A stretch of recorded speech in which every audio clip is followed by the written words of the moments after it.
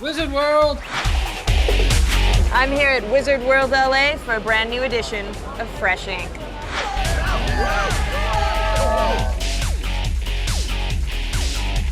Buffy the Vampire Slayer is back in comic book form. Is the long-anticipated Season 8 comic worth the wait? Was Sunnydale built on the Hellmouth? Of course it is.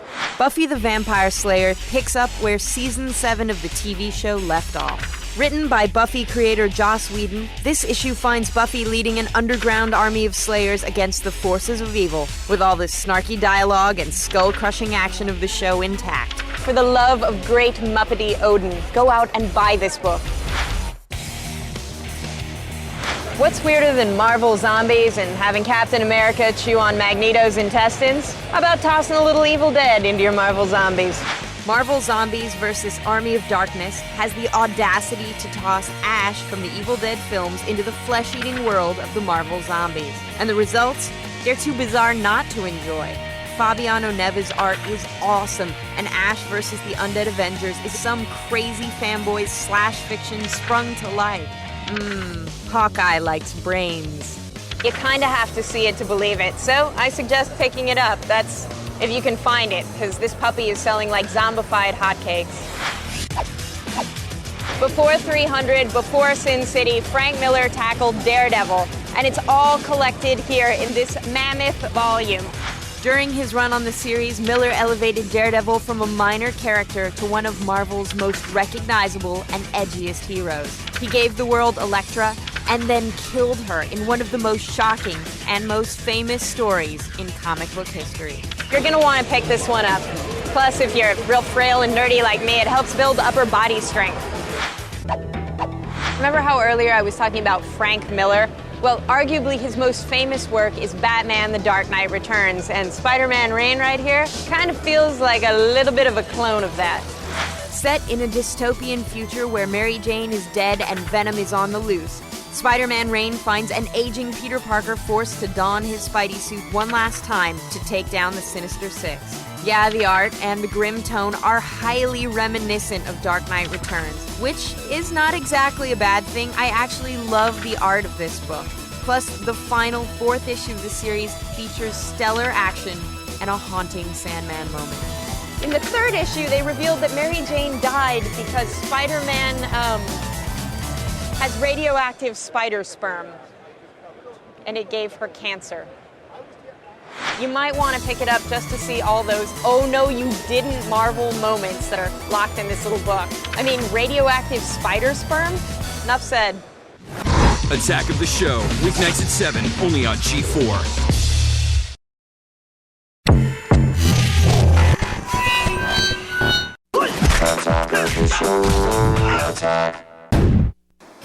Yes, Captain America is dead for now, but if you're tired of all those Civil War and 1 year later crossovers, today I have 3 graphic novels that won't confuse you with crazy continuity or infinite anything.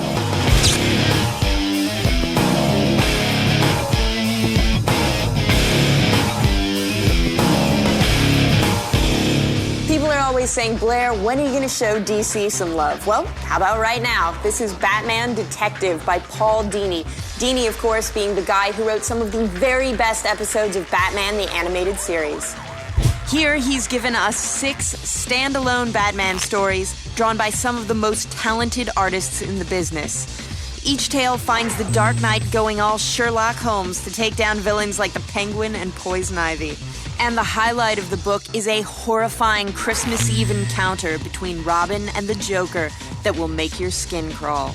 So if you want some good old-fashioned bat tales without having to worry about what's going on in the overall DC universe, you can't go wrong with this book. This is the best DC book that no one is talking about. It's volume 2 of the grittiest Western this side of Deadwood. It's Jonah Hex, Guns of Vengeance. Here we get 6 sinister tales of revenge starring scarred bounty hunter Jonah Hex. From a story about an inbred family who could give the Hills Have Eyes mutants a run for their money, to a tale that takes the cute kid in peril cliche and pistol whips it, this is one of my favorite DC books, hands down.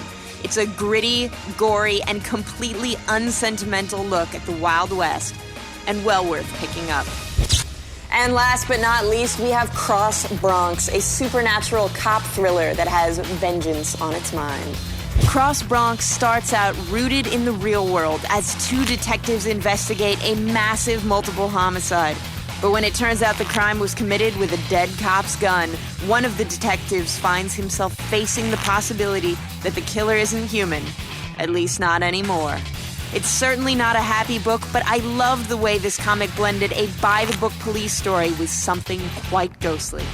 So if you like your crime darker than The Dark Knight, Cross Bronx is definitely worth a look. Now, if you'll excuse me, I'm gonna go buy everything. Ooh, like Disco Aquaman. I'm out of here.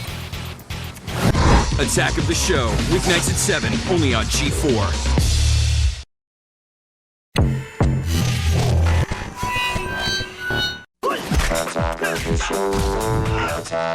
Yes, it's time for comics, but after this edition of Fresh Ink, and this is serious, people, some of the Marvel fanboys may be very, very angry at me. You've been warned. Spidey may be cleaning up at the box office, but I'm here at Golden Apple to review some comics. Civil War, Marvel's massive summer event, is at last collected in a shiny trade paperback form, and I'm weighing in with my final verdict. Oh, Civil War, you seem to have everything going for you. Hot hero versus hero action, Steve McNiven's awesome art, and a hot-button issue like Superhuman Registration, a not-so-veiled metaphor for the Patriot Act and the current war on terror. So what's the downside? Well, to pull this off, Marvel basically had to turn several of their greatest characters, like Mr. Fantastic and Iron Man, into fascist jerks, willing to beat the pulp out of icons like Captain America and Spidey, and it just feels forced. Sure, it's great to see a hardcore fight between Cap and Iron Man, but the motivation just seems shoehorned in so we can get to see heroes smacking heroes. I actually think casual comic book fans or first-time readers will love this mix of gorgeous art and brutal action. But I have to tell you, as a longtime Marvel fangirl, I found some of the plot a little bit contrived. That being said, the pictures are still really, really pretty. Of course, at least one excellent thing came out of Civil War, this new Thunderbolts story arc. The Thunderbolts are a team of Marvel's worst supervillains drafted by the government to capture rebel superheroes. In other words, we get to slip into the boots of the bad guys as they kick the stuffing out of Marvel's unregistered good guys. And thanks to superstar writer Warren Ellis, the bad guys are really, really bad. Now, while this issue isn't particularly action-packed, it's well worth picking up this series, starting with issue 110, if you can find it, because the darn things are selling out everywhere. And once you read it, you're going to know why.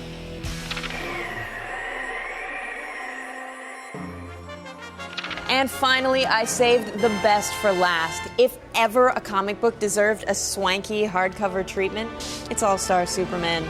I have to confess, I've always found Superman a little lame. He's just too powerful, too good, and he has a cape-wearing superdog. But this series reimagines Supes by taking all the sci-fi silliness that always turned me off the Man of Steel and making it cool again, thanks to some incredible art, a whimsical storyline, and a Lex Luthor who has never seemed more malevolent. In a world where most ultimate or all-star versions of superheroes are dark and brooding, it's great to find something as light and enjoyable as this. Up, up, and away, indeed. Attack of the Show, weeknights at 7, only on G4.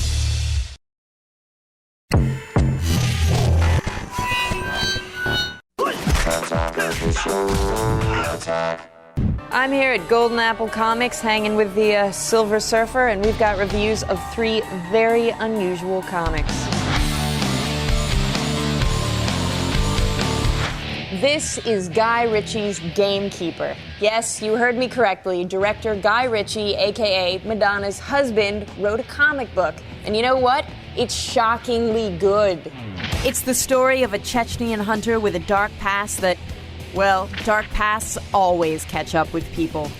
What follows is some serious badassery as our hero goes all John Rambo on the squad of soldiers sent to kill his employer. Great art, great action, and a cover by John Cassidy that gives me the chills. And next we move from big guns to tiny, adorable swords. Yes, fans of Lord of the Rings or The Secret of NIMH will definitely want to check out Mouse Guard. Mouse Guard follows a band of noble medieval mice as they patrol the forest, fight snakes, and defeat a traitor in their midst.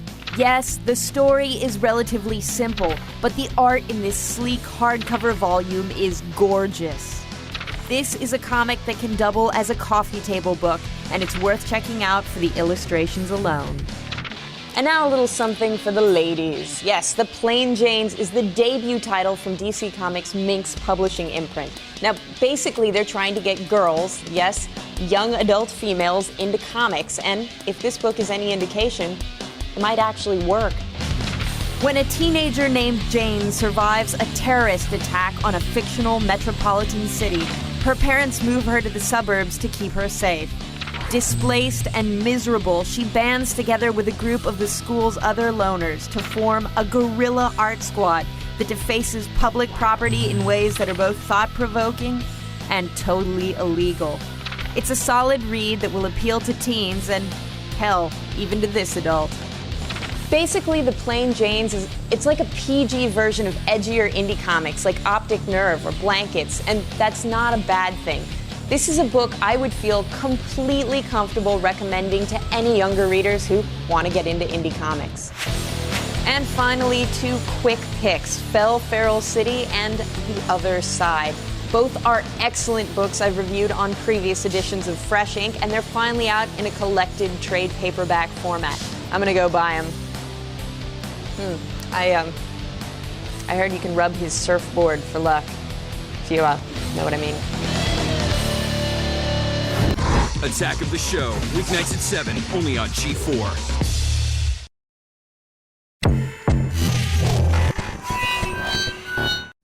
Attack of the Show, attack.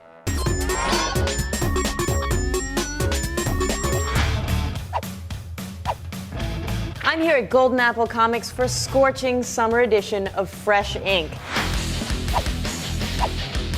First up, though, a little Fantastic Four action. You know what's better than Rise of the Silver Surfer? This book. Ultimate Fantastic Four Volume 3 is a bucket of awesome that appeals to my inner nerd on its basest, most geeked out level. Allow me to simply list the reasons why this comic should be on your shelf. The Thing fights a dinosaur. The first appearance of the Marvel Zombies. The Thing versus zombified Hulk. Ridiculously hot Submariner hitting things. Oh, did I mention the zombified Fantastic Four? I did. Buy it already. This is Black Summer issue number 0, and it's probably the most controversial book of the summer. It's only 99 cents, is a mere 8 pages long, and it's going to violently upset a lot of people. One day, the most powerful and beloved superhero in America, think Superman, decides to execute the president and the vice president for waging a quote-unquote illegal war in Iraq. Then, still drenched in the president's blood, this superhero addresses the Washington press corps and tells the nation why he did it. The subject matter is incendiary, but it comes to us from one of the greatest writers working in comics today, Warren Ellis. This is one of the most political takes on the superhero genre I've read in, well, a long, long time. It's a shocking, audacious, and divisive premise. But I, for one, am curious to see where it goes from here, because with Warren Ellis, nothing is ever black and white. And last but not least is my indie pick for June. This is Exit Wounds. It's a colorful graphic novel with a seemingly dark premise. Exit Wounds tells the story of a young taxi driver in Tel Aviv who learns that his estranged father may have been the victim of a suicide bombing. He and a gangly lady soldier with questionable motives of her own are soon trying to unravel the truth behind his father's apparent death and the complications of his life. But this graphic novel isn't about high intrigue or international politics. It's about people, their flaws, their passions, and their tenuous relationships. So while the subject matter may seem grim, the beauty of this book is that it presents a vibrant, colorful Tel Aviv that is teeming with life, mystery, and possible romance. I really loved the simple, clean art of Exit Wounds, and I think it's kind of interesting that this month, the comic book about suicide bombings is way less political than the comic book about superheroes. If that's not a sign that we're living in a brave, dynamic new age of books, oh, I don't know what is. Attack of the Show, weeknights at 7, only on G4.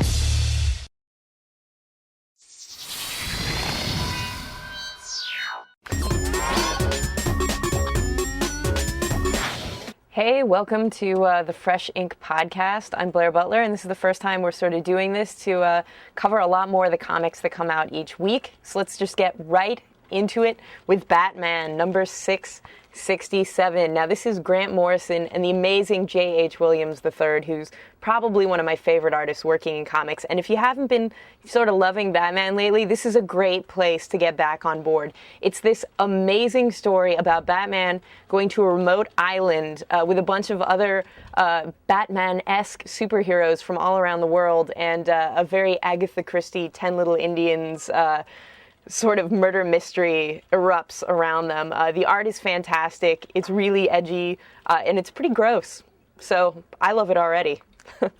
We have Black Adam issue number 1. Now, if you're not super familiar with Black Adam, he's basically from the same power family as Shazam. He is a villain who kind of doesn't think of himself as a villain, and he's been sort of stripped of his powers, and he's now trying to get them back. And this involves him sort of having to live as a human, and he has all these devout followers who are trying to help him regain his power and bring his dead wife back to life. And they die horribly, pretty much all of them, to sort of help him fulfill his mission. And that's the really cool thing about this comic book. There's a scene where he actually eats one of his followers to survive, and is just sort of blasé about it. He's like, well, he had to die, you know, I'm the boss. It's kind of great. I really like this issue. The art's great, and I think, you know, if you're a Black Adam fan, this is a must-buy.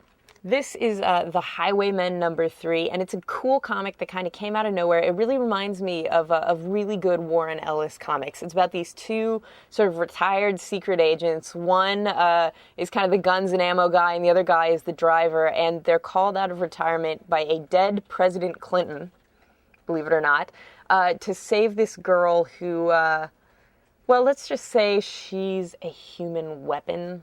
Won't tell you what kind, but it's a pretty cool story. Great art, very gritty, and it's definitely got that really nice Warren Ellis-y quality to it that I find so appealing in books like Planetary and The Authority. So enjoy. Here we've got something from Marvel's Max line, Terror Incorporated. I was a little embarrassed to like this book because the hero is so repugnant and unlikable, but it's kind of a great concept. It's a guy who, used to be a barbarian and got this mythical curse where he basically can't die. The problem is he keeps sort of rotting away, so he has to keep replenishing his limbs with other people's limbs. It sounds really hokey, but this series is kind of getting a very nice relaunch, and it's incredibly gross and kind of dark and funny. So I think fans of Garth Ennis will really, really enjoy this. And last but not least, 2 comics that I actually got at Comic-Con. They haven't come out yet, but you'll be able to get them in September and October, and I sort of got these lying around the con. The first one is Super by Aberrant Press. It comes out in September. I literally found this lying on a table at Comic-Con, and the reason I love it, it's about a guy who gets superpowers. We've all heard that story before, but this guy gets superpowers and discovers that he has them when he accidentally kills a school bus full of children. So that's a new twist on the genre, and I'll definitely be picking up issue 2. The last comic, so little disclaimer, this is The Abyss, and it's issue number 1, and it was written by someone I actually know, Kevin Rubio, who did Troops, and who, which is a Star Wars fan film, and who also did Tag and Bink Are Dead for Dark Horse Comics. And I never tend to review stuff by people that I know, because I feel bad about it. I don't want to give them a bad review, but this one's actually great. It's about a kid who discovers that his dad was a supervillain, and he basically has to sort of adopt his dad's super tech to undo all the bad things that his father did. And, the cool thing about it is it's very, very funny, and it's got a really, really clever visual setup that you just sort of have to read the book to see. But suffice to say, there are a lot of in-jokes if you're checking out the panels. So even though I happen to know the creative team, I feel perfectly comfortable recommending this book to anybody looking for a funny, creative new superhero series. And that's it for this week. But you know what? Check back here in a week. We'll have a whole new edition of Fresh Ink podcasting and hopefully covering a lot more current comics. Thanks for listening to my ramblings. Bye.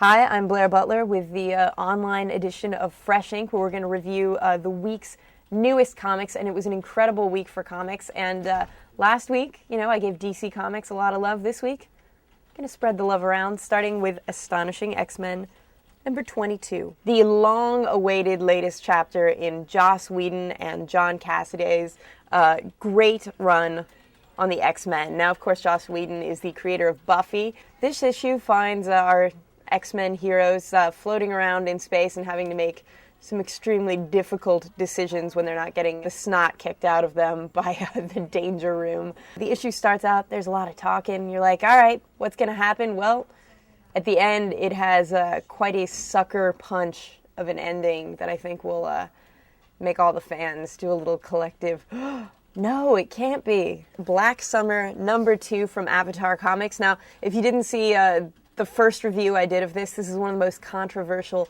books of the summer. It's about a very Superman-esque superhero who actually kills the president because he disapproves of the Iraq War. Initially, when we did this review, people freaked out. They were like, it's left-wing propaganda, it's crazy. Well, you know what? Warren Ellis is one of the best writers in comics. Here, by the time we've hit issue number 2, it is very clearly not a black and white issue, and many of the superheroes are definitely against the killing of the president. It's great art, super violent, probably my favorite comic of the summer. Marvel's The Order number 2. Now, this comic really cracks me up because basically, as a result of Civil War, which a lot of people know I wasn't a huge fan of, there are all these different superhero teams in all 50 states, and lo and behold, California has a Hollywood superhero team made of former actors and recording artists who are given superpowers for a year, and then the powers are taken away, but for that year they protect the governor's state. Basically, this issue finds them in action for the first time, fighting some Russian super agents, and it's actually really good and has kind of one very nice emotional moment. And then you get to the last page and you're like, oh snap. Invincible number 45 from Image Comics, written by Robert Kirkman, who also writes The Walking Dead. And this is a series about a teen superhero, Invincible. One of the best parts about this comic, there are a lot of different subplots, but the best one of all of them is that his father is part of this alien race called the Vitramites, who want to take over the Earth. They're kind of like Supermen. An agent has come to lay the smackdown on Invincible for trying to protect the Earth. There's a little bit of fighting, a lot of talking, but you get to the last page, and what can I tell you? This is a week where the last page really is knocking all these books out of the park. So if you're an Invincible fan, the Vitramites are back. Awesome. Virgin Comics, Gamekeeper number 4. Now, Virgin, of course, does comics that are written by famous folks like Nicolas Cage, or in this case, Guy Ritchie. He's a director. He's also Madonna's husband, and this is a really interesting story about a mercenary who's sort of looking to avenge the death of his employer and possibly the death of his son as well. There's a lot of backstory in this issue, but the art is really, really beautiful, and I can't wait to see where it's going. Last but not least, my favorite thing to spring out of Civil War, the Thunderbolts, Warren Ellis's run on the Thunderbolts. Now, basically, the Thunderbolts, they got a team of Marvel's worst supervillains like Bullseye and Venom and the Green Goblin, and the government employed them to hunt down unregistered superheroes. So basically, the bad guys have a license from the government to beat the crap out of the good guys. It's a really, really great book because you don't really want to root for the heroes. I mean, the heroes are villains. They're awful people. By the end of this issue, someone has emerged who looks like going to give the villains a run for their money. So if you're a Thunderbolts fan and you're looking for something to come out of the Civil War that you can really sink your teeth into, highly recommend this. That's it for this week, but I'll be back next week with more comics, more new reviews, right here with the online edition of Fresh Ink.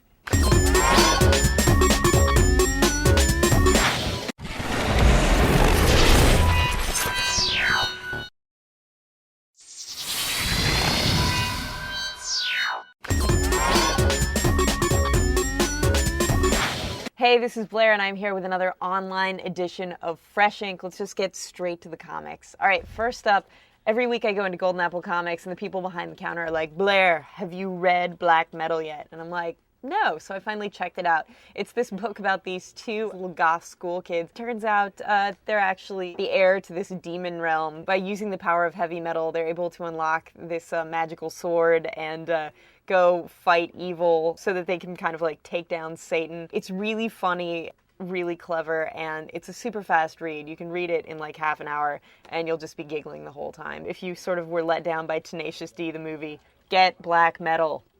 It'll make you happy. Silver Surfer Requiem, issue 4 of 4. This is my favorite comic of the week. Call me old and sappy, but this book actually choked me up. It's the story of the Silver Surfer as he's dying, and you kind of figure a Silver Surfer miniseries, he's going to live. Maybe not. It's incredibly touching, and the artwork by Esad Ribic is just phenomenal. It's beautiful. I don't think there's been a comic this gorgeous out in a long time. This is a great series, worth picking up all 4 of them. This is the Ex Machina Masquerade special, or Ex Machina. There are a lot of people arguing about how it's pronounced. I go with Ex Machina. So there, I've come down firmly on one side of an issue, and frankly, if you're going to take a side on an issue, this is the book for you, because it's about a politician who used to be a superhero, and this is kind of a little more of his origin story that's revealed as he has to deal with this legislation involving the KKK. It's actually a really cool back issue. Now, the normal artist for this series, Tony Harris, isn't doing the visuals for this, and so it doesn't have that sort of quintessential Ex Machina look that a lot of fans are used to, but I think if you're a fan of this series, you're going to really dig this book because there are a couple of revelations about Mayor 100 that I was surprised by, so good stuff. Action Comics number 855. Now, if you haven't been reading Action Comics, the director, Richard Donner, has actually been co-writing this book with Jeff Johns. Because I think of a lot of different factors, it hasn't been shipping that regularly, and the main storyline keeps getting cut off, which is super annoying. That being said, this starts a new storyline. It's got Superman having to go to Bizarro World. It's kind of a cool issue. I really sort of like the quirky art. I think if you're a very patient Action Comics fan, this is worth getting into. Just be prepared to maybe wait a really long time to get the next issue in this story arc. All right, this is Local, issue number 10. This is Brian Wood and Ryan Kelly's comic where every issue takes place in sort of a different town. This issue, the main character has been this girl, Megan, for almost all the issues. This issue is about her brother and his crappy life. This is probably one of my favorite indie series out there. It's kind of eclipsed Optic Nerve as my go-to, slice of life book. You know, if you love the indie stuff, I can't recommend this series highly enough. And last but not least, the latest issue of American Virgin. Now, I know a lot of people hear the title and they're like, what is this, like American Pie? It's basically about a kid who is an abstinence advocate. He goes around telling people to save themselves for marriage. This series has sort of evolved into this really fascinating exploration of like sex in all its many different permutations. It's a really cool series. That being said, this issue is not a great jumping on point if you haven't been reading the series already. Adam, the main character, is in India with his girlfriend, and they are learning about the third sex. It's interesting. It's a really fascinating comic. I don't know any other comic that's dealing with sex the way that American Virgin does. So if the concept of the comic kind of tickles your fancy, go out, buy the first trade paperback. It's totally worth it. And Becky Cloonan's art is great. It's cool little quirky art. So American Virgin. By the trade. Thanks for watching Fresh Ink, and I'll see you next week. Bye. Whoa, comics! Yeehaw!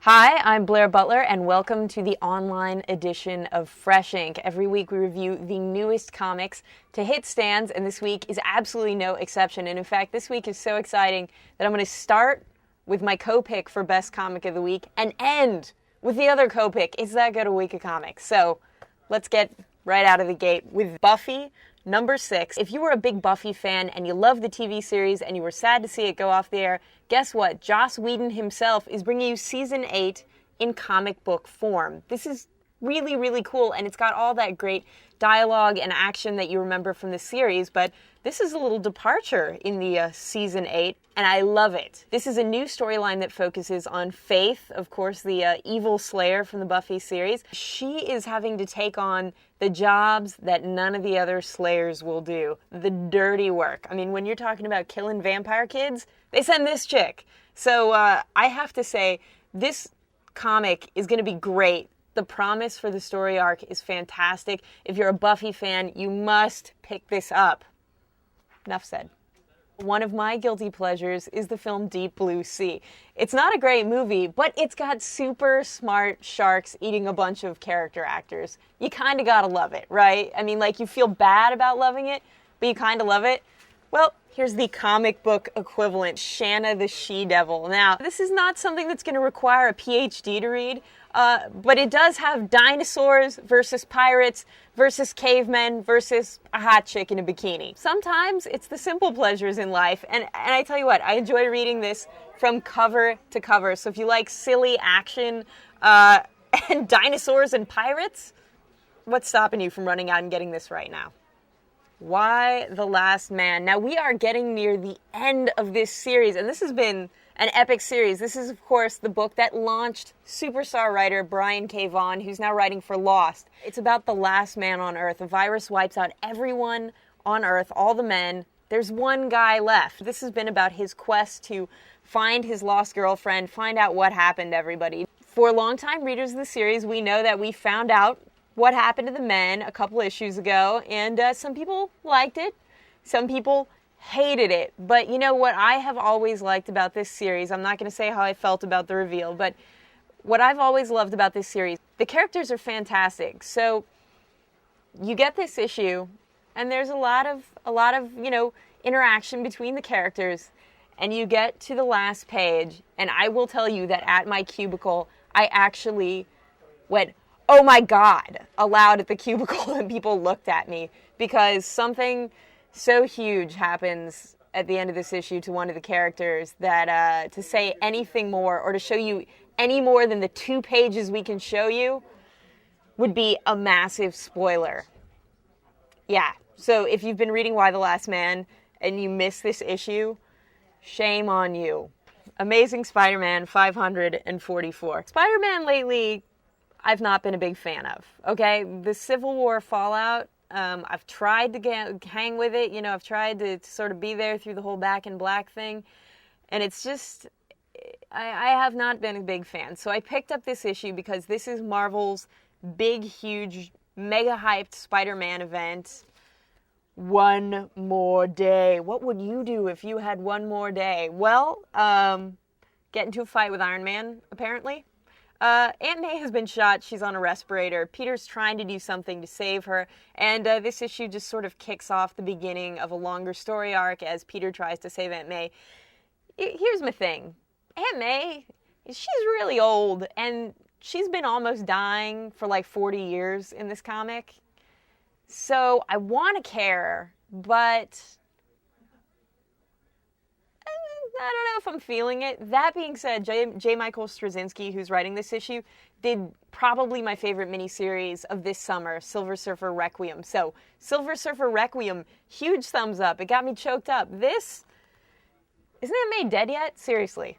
I'm just saying. And last but not least, this is tied for pick of the week. Cressy, or Cressy, depending on how you want to pronounce it.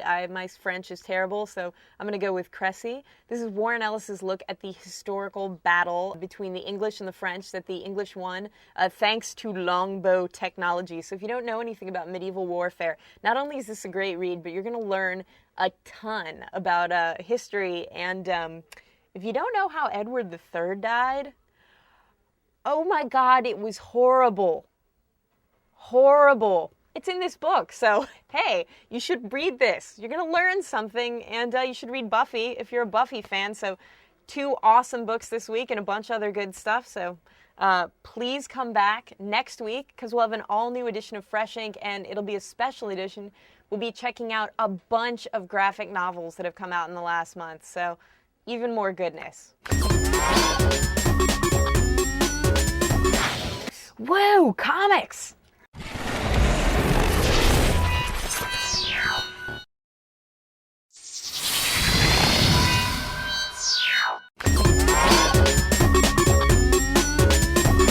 Hi, I'm Blair Butler, and welcome to the Fresh Ink Online Edition. Now, every week we review the newest comics to hit shelves, but this week, special edition, something a little bit different. We are actually going to review a bunch of graphic novels that have come out in the last 3 weeks, and there's a whole slew of them, and I hate to tell you, they are all pretty adult, so if you have little guys running around, this might not be the one for them, but if you're a total gorehound or just a freak, you're probably going to find something to love here. Let's kick it off with The Complete Bite Club.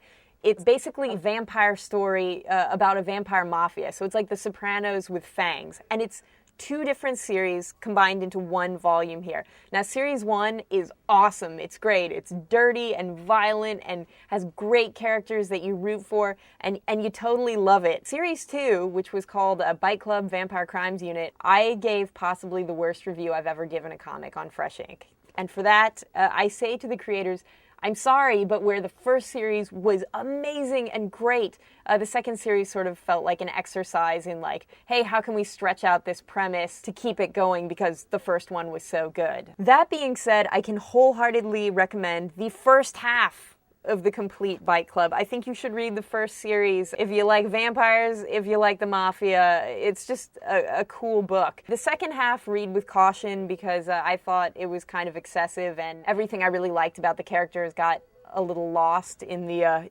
blood. But I think it's a cool book, and hey, who can beat this cover? Frank Quitely? Nice stuff. Up next, Volume 3 of the Invincible Ultimate Collection. This is a pretty great looking series. It's shiny, it's sleek, it's got great paper stock. I know that sounds lame, but as a comic book fan, it's really nice to see beautiful art given the treatment that it deserves. Invincible is the story of this sort of teen superhero whose dad is also a superhero. And I've said this before, but I think this series really shines when the dad is in the picture, and when he's gone, it kind of loses its footing. This volume has an amazing story where Invincible's dad gets tracked down, and oh my goodness, there are some bloody fisticuffs that result. Plus, it has another story that involves Invincible jumping through a bunch of different dimensions, some of which will be very familiar to Marvel Comics readers. If you're a fan of this series, you should pick this up. It's really beautiful. It's a lovely volume. It's got some great action. DMZ, Public Works, Volume 3. DMZ is about an American Civil War where Manhattan is the demilitarized zone, and the protagonist is this guy, Matty Roth, who is an embedded journalist. He's living there with the people on the streets, and really, this comic has always been about the people, just the guys and the girls and the kids living in Manhattan, trapped between these 2 opposing forces. And basically, this issue is all about Matty sort of exploring this Halliburton-esque company who has all these government contracts to rebuild the demilitarized zone. And it's about his investigation and what he finds out. Now, this is not the best of all the DMZ volumes. DMZ Volume 1 is amazing. If you haven't read it, you should go out and buy it. But if you read Volume 1 and you like it, you should pick up Volumes 2 and this volume, Volume 3, because they're also very good. But again, not as awesome as DMZ Volume 1. and not as awesome as the upcoming DMZ Volume 4, which I can tell you is going to be great. And last but not least, this is my pick out of all these graphic novels, the one that I think is really the most interesting. This is the Nightly News, and if you're looking for a fluffy, nice, easy read, don't buy this book because it's extremely challenging. It's packed with information. You know, the text is very dense. There are sidebars on every page. There are factoids on every page. So this is no sort of like superhero comic. This is basically the story of a group of people who have been wronged by the media, you know, maybe people who were innocent of crimes, but the media sort of made them the prime suspect for a while, and it destroyed their lives. They've decided to fight back, but the way they're fighting back is extremely violent. They basically start assassinating members of the mainstream media. And so much of this comic is about, you know, corporate influence on the media, but also, you know, about the fact that these people attacking and killing journalists are, in a way, becoming as bad themselves as the organizations that they're striking out at. This is not a happy read, but really, really interesting one. It's got a very unique art style. So whether you love this or you disagree with it violently and you hate it, the one thing I can say for sure about the Nightly News is that I am fascinated to see what this author, Jonathan Hickman, does next. I will definitely be picking up his next book. So that's it for this week of Fresh Ink Online, the graphic novel edition. Woo, special. Anyway, you should come back next week because we'll have brand new issues right off the shelves, and I'll be here chatting like a little talking head.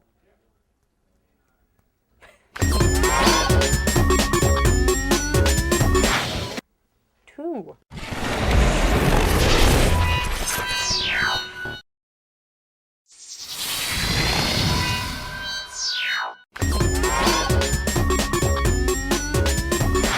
Hi, I'm Blair Butler, and I am here with a slightly less fresh edition of Fresh Ink, because, as you know, last week we did a special all-graphic novels edition, so this week we're looking back at the prior week's comics and checking out the cream of the crop. And right at the top, we have Thor number 3.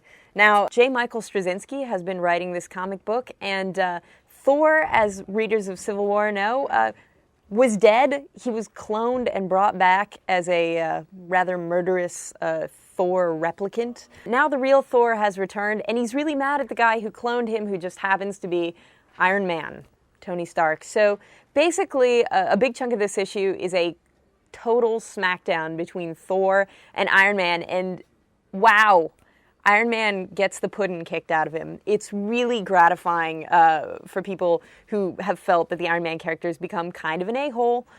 He has been. So it was great to see Thor just knock the stuffing out of him.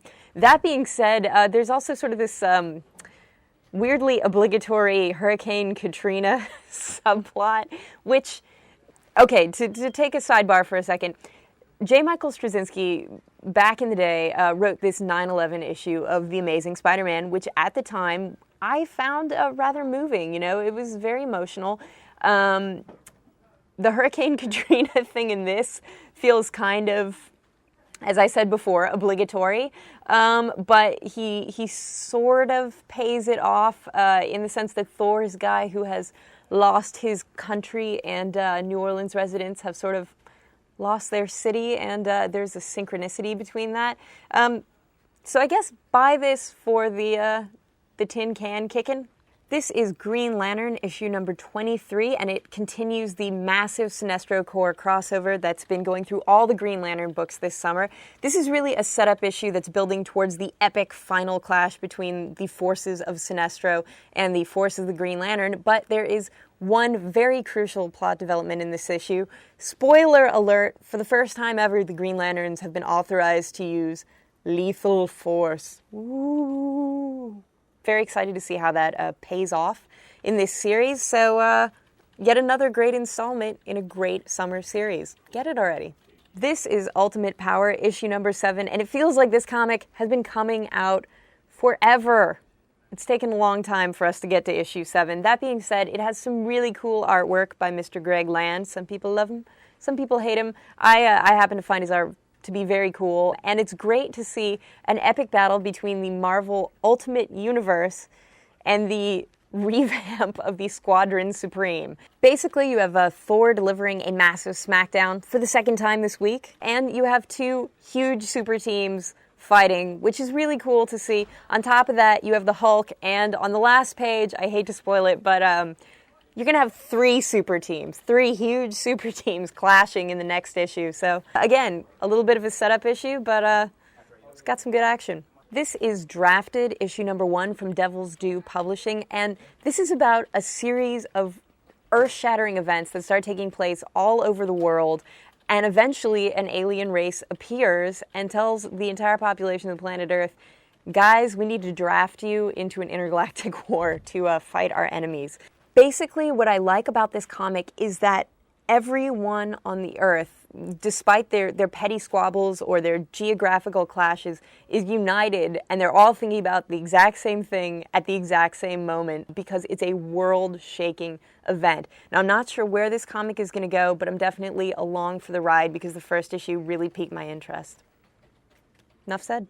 And last but not least, my pick of the week, Black Adam, issue number 2. Now, I talked about issue number 1 a couple of weeks ago, and issue number 2 finds Black Adam trying to resurrect his dead wife with not so happy results. Part of her is missing. That's always a bad sign. So the gore factor is very high, and it's great to see someone besides Jeff Johns doing a fantastic job with this character. Jeff Johns is a DC writer who really kind of brought Black Adam to the forefront of events like 52 and the old JSA comic. Now, Black Adam has been trapped in human form and has to rely on his wits and, frankly, on his ability to be a ruthless bastard. And one of the reasons I gave this book pick of the week is that it has the most creative use of a lower intestine I've ever seen in a comic book. So for that, it actually gets pick of the week, sneaking ahead of the other comics by some entrails. That's it for this week's online edition of Fresh Ink. We'll be back next week with a much fresher edition of Fresh Ink. I know, how much fresher can it get? A lot fresher. That doesn't sound right, does it? Not really.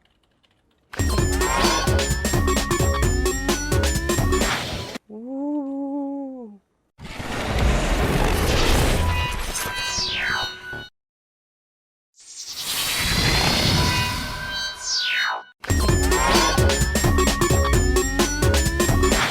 Hi, I'm Blair Butler, and welcome to the online edition of Fresh Ink. This week we have 2 entire weeks of comics to compress into one stack of 5 books, and because of that, there's no pick of the week. There are instead 5 small little awards, and the first one is book I should have reviewed 3 months ago. This is The Program, issue number 3. Now, I really wanted to cover this starting with issue 1, but I'm very happy I waited because this book, which is about Soviet super soldiers who were in cryo sleep and then they wake up in the present day and communism is gone, and then they freak out because they're like, what's our purpose? We're going to bring communism back. So basically you have these 2 super soldiers, the Spirit of Lenin and Pravda, right? Of course, named after the Russian newspaper.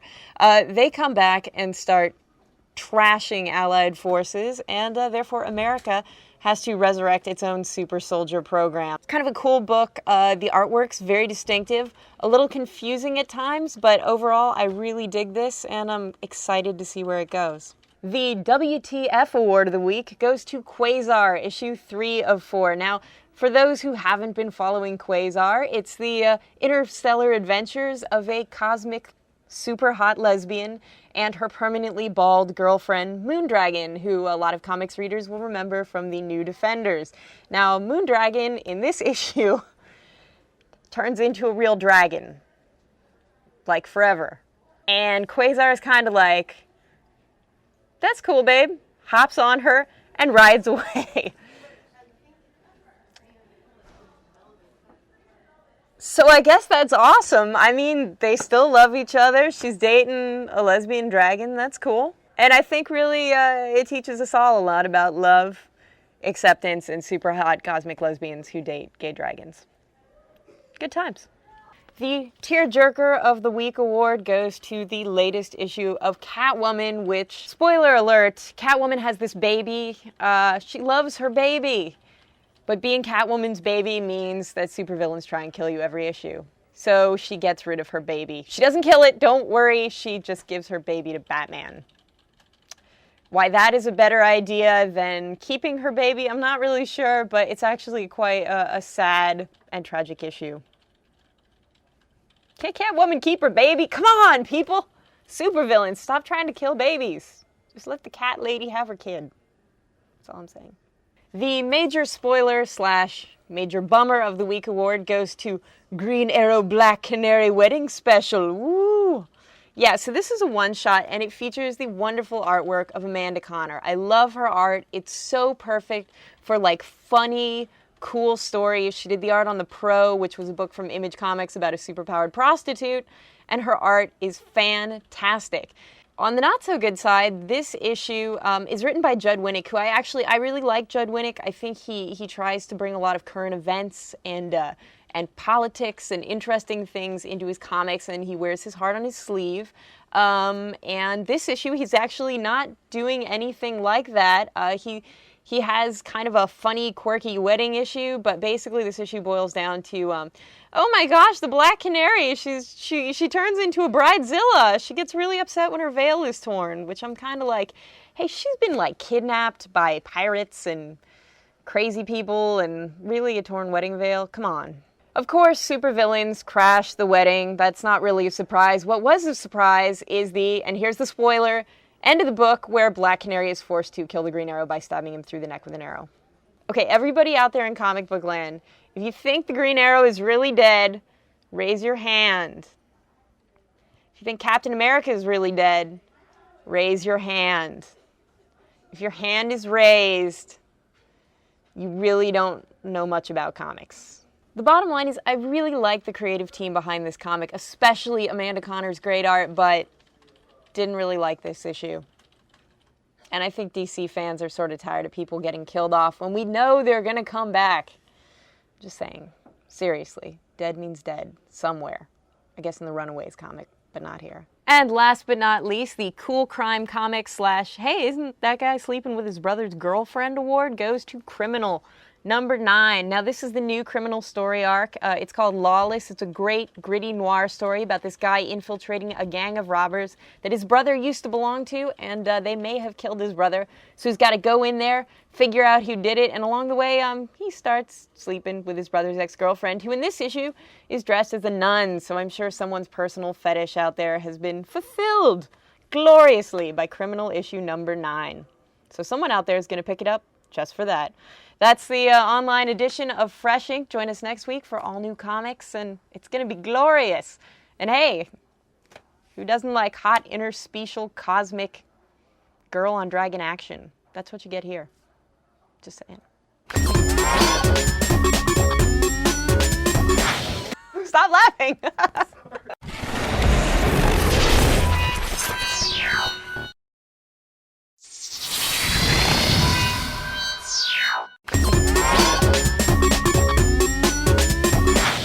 Hi, I'm Blair Butler, and welcome to this week's edition of Fresh Ink Online. It was a very slow week at the comic book store. Very little came out, but I still managed to find a couple of gems to share with you, including our first book, Omega the Unknown, issue number 1. Now, this comic is based on a cult comic book series from the 70s that never got finished. There was never really a big resolution. There was sort of an unofficial payoff. Now it's being reimagined, and I really like the look of this comic. It has a cool kind of indie book look. Basically, it's about this superhero who doesn't speak, and this kid who is this super smart, socially weird kid, and his parents die in a car accident, and he discovers that they're robots.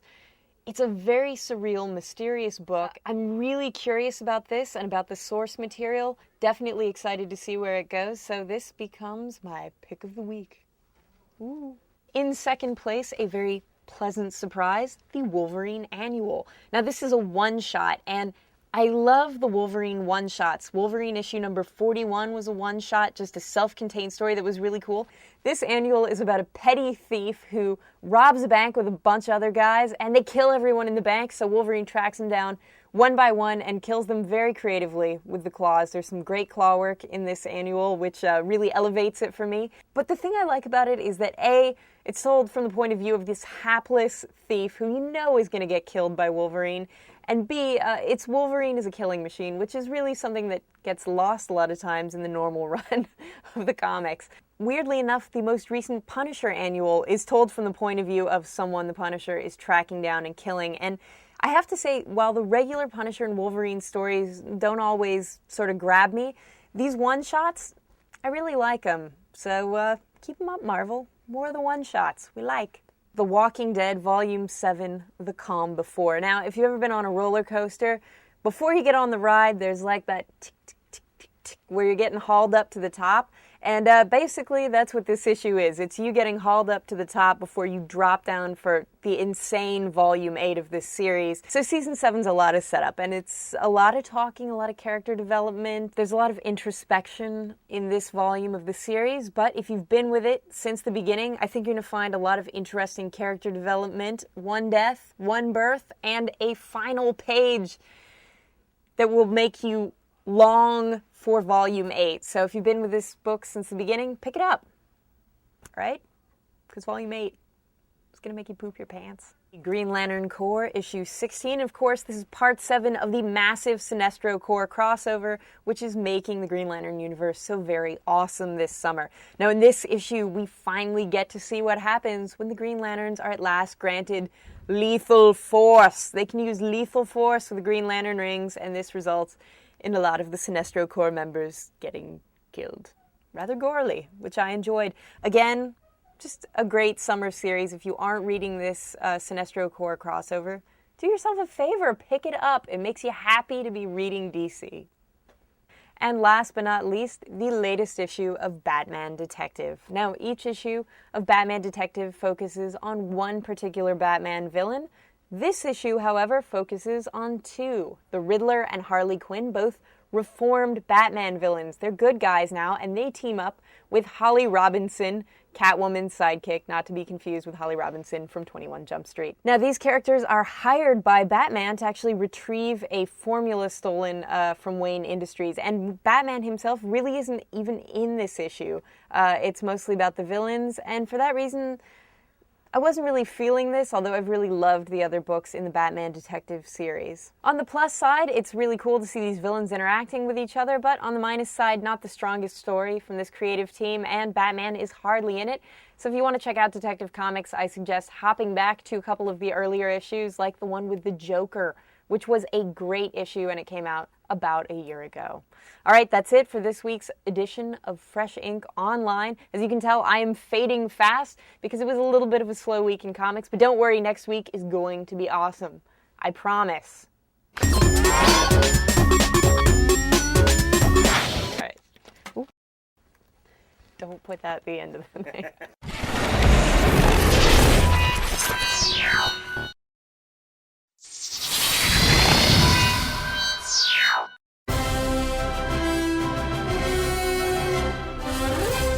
Hi, I'm Blair Butler, and welcome to this week's edition of Fresh Ink Online. As you know, we're in the middle of Rocktober, so I am dressed as the Great Pumpkin today to bring you reviews of some truly gruesome, scary comics and some other stuff. It's actually a cool week for comics, and how better to kick off the week than with the book that's always at the top of my read pile, Black Summer, issue number 3. For those who don't know, this is the very controversial comic about a superhero who decides to take justice into his own hands and murders the President of the United States because he does not like the Iraq War and thinks it's a crime against humanity. Now, anyone who wrote this comic off after the first issue as being some sort of liberal screed, you should really pick up issue 3 because it really flips a lot of the preconceived notions about this book on its head, because this is about an entire team of superheroes affected by the actions of just one of their members. The U.S. government is hunting them down, and they're all very conflicted because they feel like this action was as bad as the wrong it was supposed to write. So if you want your comics complex, full of great art, amazing color, and stunning action, oh my gosh, go out and pick up Black Summer. Top of my read pile. End of story. Up next, a book that I have been avoiding talking about because I know a lot of you have heard me whining about like, oh, Marvel Skrull Wars, the Initiative, I don't like it, but it is time for me at last to review an issue of the New Avengers. This is issue number 35, and hey, look at the cover. It's half Venom, half Wolverine. This is going to be crazy, except if you buy this book, that's not actually in this issue at all.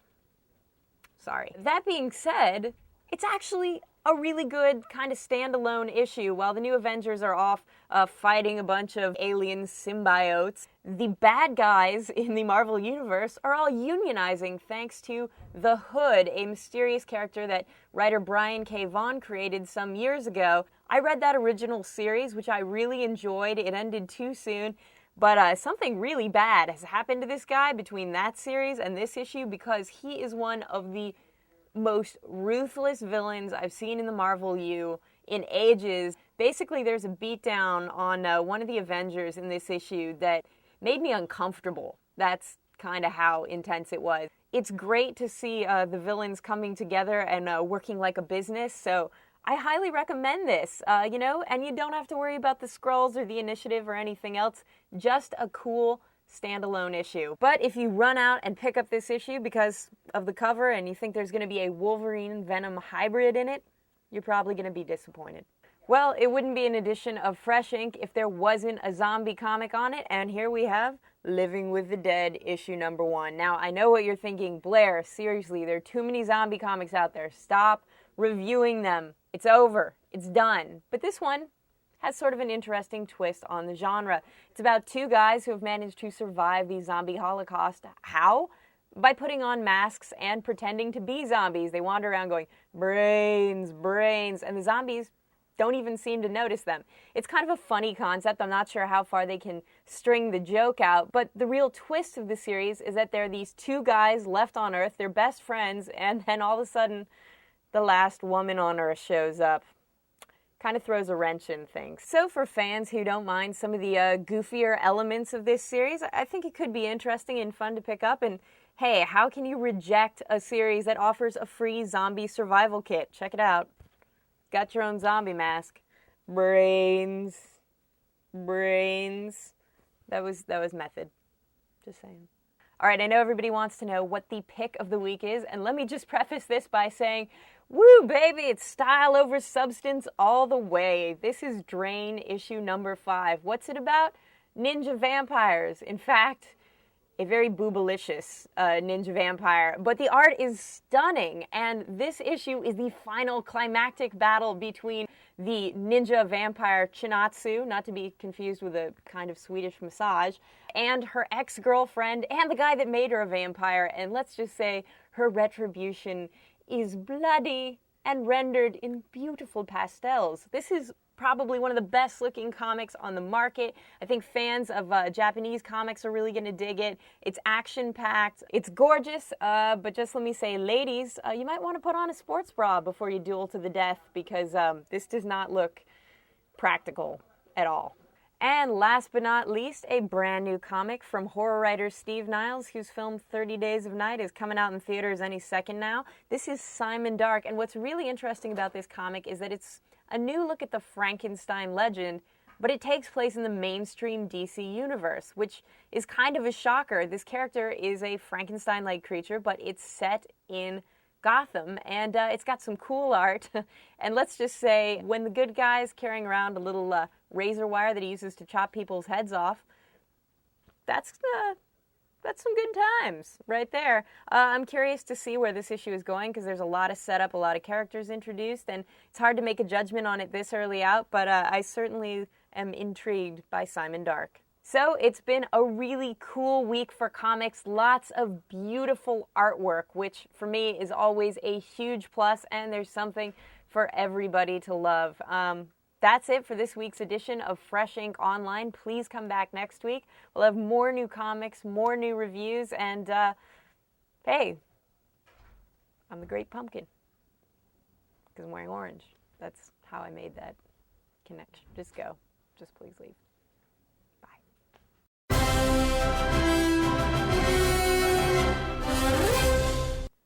I don't want to oversaturate a catchphrase either. Just saying.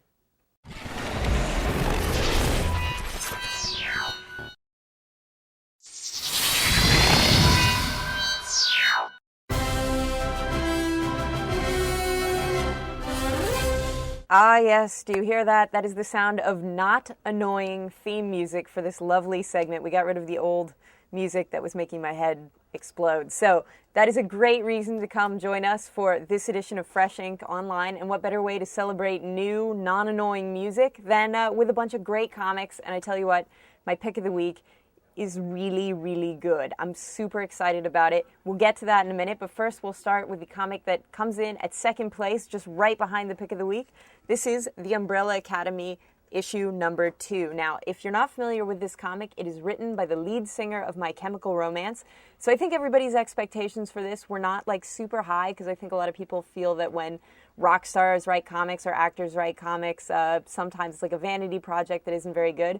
Well, not in this case, because this comic is great. It's got a wonderful unifying sense of style and tone, and the art perfectly matches that. So if you like comics like The League of Extraordinary Gentlemen or Hellboy, I can't recommend this highly enough. It's funny, it's got a cool plot, and it's about all these super heroic siblings who are basically having to figure out what went horribly awry and killed one of their members. Definitely worth reading. So if you were staying away because you were like, I don't want to read some rock stars comic, read some rock stars comic. Totally worth it. Well, it's Halloween, and that must mean it's time for Marvel Zombies 2, issue number 1. Now, the Marvel Zombies were awesome when they first came out. You were like, Marvel, you have such amazing cojones, because it's got Spider-Man eating Aunt May, and his leg falls off.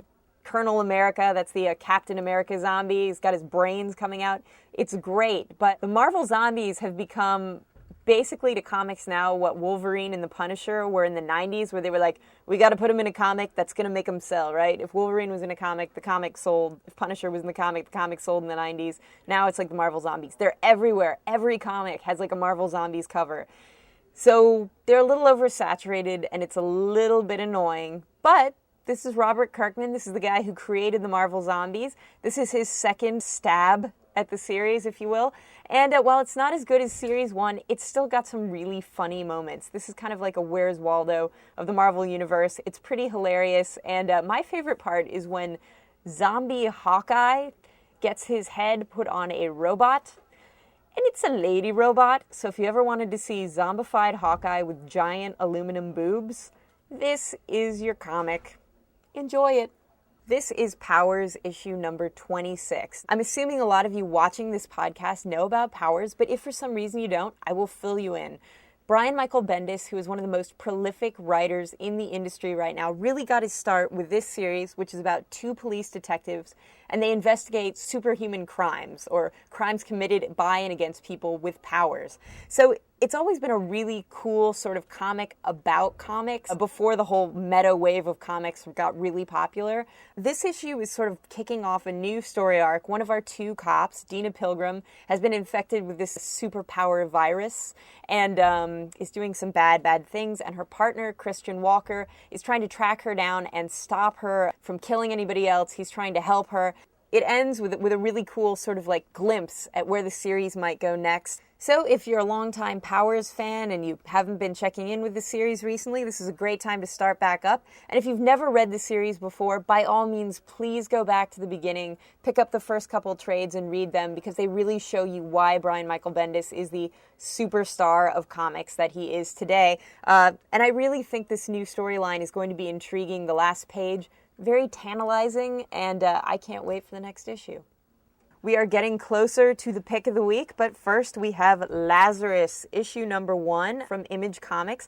This is, as the title would imply, the story of a guy who can't be killed. And in fact, people are definitely trying to kill him. And while this first issue is a lot of setup, it has some really arresting, haunting images, including one of his very dead ex-girlfriend. And also, this first issue culminates in this insane shootout that involves a guy taking out Lazarus by shooting him and the guy standing between him and the gun. It's pretty cool. Not really sure where it's going, but for first issue, I'm definitely going to check out number 2. And finally, we come to the pick of the week, and I love it. This is The Sword, issue number 1. Now, this is by the Luna brothers, who wrote the awesome, awesome comic book Ultra. If you haven't read it, go out, buy the graphic novel. It's fantastic, and they also wrote a very mysterious series called Girls. But this is their 3rd series, and it's great, and it starts out with a heck of a bang. It's about this girl who's in a wheelchair and she lives at home with her family, and they have this really great, wonderful family relationship, and they all get along. But this idyllic family life is completely shattered one night when 3 strangers with very paranormal powers enter the house and demand to know where the sword is. They keep asking the dad, "Where's the sword?" And they act like he knows where it is, but he keeps telling them, "I don't know what you're talking about." So they slaughter this entire family, leaving only the girl alive. And as the last page reveals, there's definitely more to the story than just a bunch of wackos coming into a house to kill people. I think this is going to launch a really cool mythology that's going to be right up there with Buffy and other really cool tales of empowerment. But boy, this one is dark. And when I say dark, I mean, yeah, you should read it. It's great. Pick of the week, hands down. I'll probably cover it on the live show too. That's how much I like it. So that's it for this week of Fresh Ink Online. Go out, get the sword. It's awesome. Have a great week, and I'll see you next time with more comics. Because comics are good for you.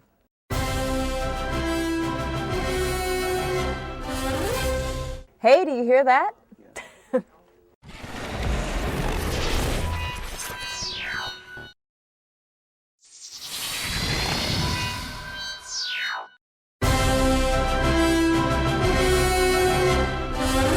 Hi, I'm Blair Butler, and welcome to the Fresh Ink Online edition. Now, this week I walked out of the comic book shop with a stack of comics like this high, like $60 worth of comics. I was so excited, and then, weirdly, it turned out to not be a very good week for comics.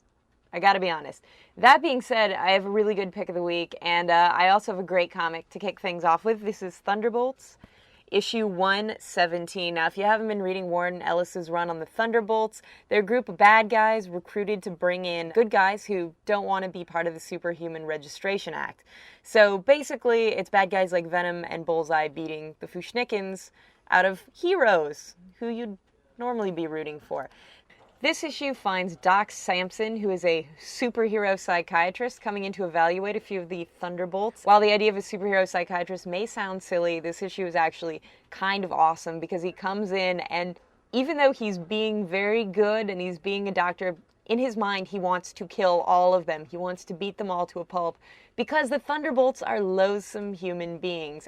It's a cool issue. I enjoyed it. Warren Ellis's run on this comic is good times. Here's another cool comic, Daredevil, issue 101. Now, Ed Brubaker has been doing an awesome job with Daredevil, and before Ed Brubaker, Brian Michael Bendis was doing a great job with Daredevil, so this has become one of my favorite comics. I've been reading it consistently for like the last 3 years. Basically, the bottom line is, if you have dated or married Daredevil, why did you do that? Because you will wind up dead, or in the case of his most recent wife, framed for murder. Well, actually, she committed murder. She was driven insane by Mr. Fear, and now she's in a psychiatric institution, which is not a fun place for a blind lady who's married to a superhero. This issue finds Daredevil trying to track down Mr. Fear, but as the last page reveals, the Hood, the super cool new bad guy in the Marvel Universe, is the one really pulling the strings. Anything with the Hood, I'm a fan of. It's a character Brian K. Vaughan created a couple years ago. He's in this issue, and I can't wait to see where Ed Brubaker takes this character.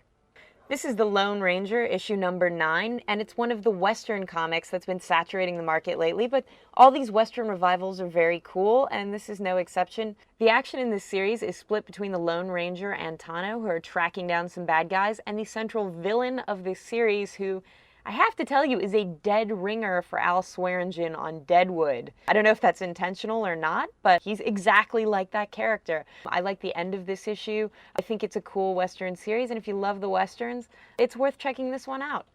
And speaking of Westerns, this is Streets of Glory, issue number 2. Now this comes to us from Garth Ennis, who is famous for uber-violent comics like The Boys and The Punisher Max, and of course Ghost Rider Trail of Tears, which is also a Western.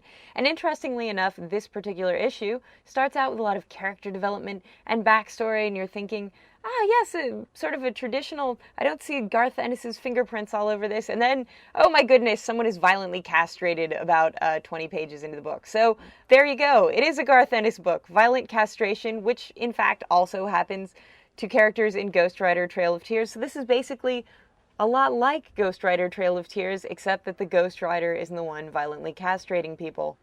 Alright, I promised you a really good pick of the week to make up for everything else, and I have it. It's not one book, it's 2. It's The Killer, issues 5 and 6, which came out on the exact same day, so it's 2 times the fun. Now, if you don't know what The Killer is, it's one of my favorite series right now. It's a French series about a hitman, but it's not the kind of overblown, testosterone-filled hitman story that a lot of people sort of have seen in movies. This is a really cool comic about the business of killing people, and it's fascinating. And what's so great about this new story arc is that the killer is basically forced to work with this drug lord's nephew to take out his next targets. And while they're waiting around to kill these guys, they start having these really great conversations about the commerce behind their various businesses and a lot of other really fascinating things that I'll let you read the comic to discover for yourself. But if you're not reading this book, you're really doing yourself a disservice because it's one of my favorite comics. It's consistently good, the art is great, and hey, it's French, right? So there you have it. The pick of the week is not 1 issue, it's 2. It's The Killers issue 5 and 6. They both came out this week, so you should go and pick them up. And they're French, so that's kind of different. Anyway, thank you for watching Fresh Ink Online Edition. We'll see you next week with more comics, and they're going to be really good. I have a feeling. I can feel it in my bones.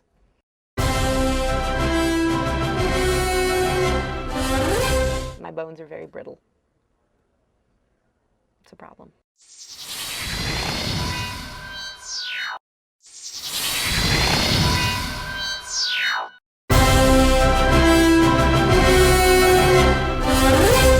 Hi, I'm Blair Butler, and welcome to Fresh Ink Online Edition. Now, I have to tell you something right off the bat. There is no pick of the week this week, but it's for a very good reason. It's because there were 3 tremendously good books that came out, and it felt unfair to pick any one of them over the other, because they're all unique and different in their own way. But we're going to kick things off with one of those books, and that is Superman Prime, issue number 1. Now, some of you are saying, Blair, actually, this came out a couple of weeks ago. Well, I didn't read it then, and I'll tell you why. I love the Sinestro Corps series of DC. If you watch this podcast, you know that. But the spin-offs, I was like, oh man, these are going to be lame. Well, I finally gave one of them a chance because I saw that it was Jeff Johns writing it and Pete Woods doing the incredible artwork. And this issue is basically the former Superboy Prime, who is quite awesomely evil, facing off against just about every hero in the DC universe. And hey, if you thought him ripping the arm off of one of the Teen Titans the first time around was bad, wait till you see him do it a second time. This issue is great fun, and if you've been reading the Sinestro Corps, you must pick up this issue. Can't speak for any of the other one-shots.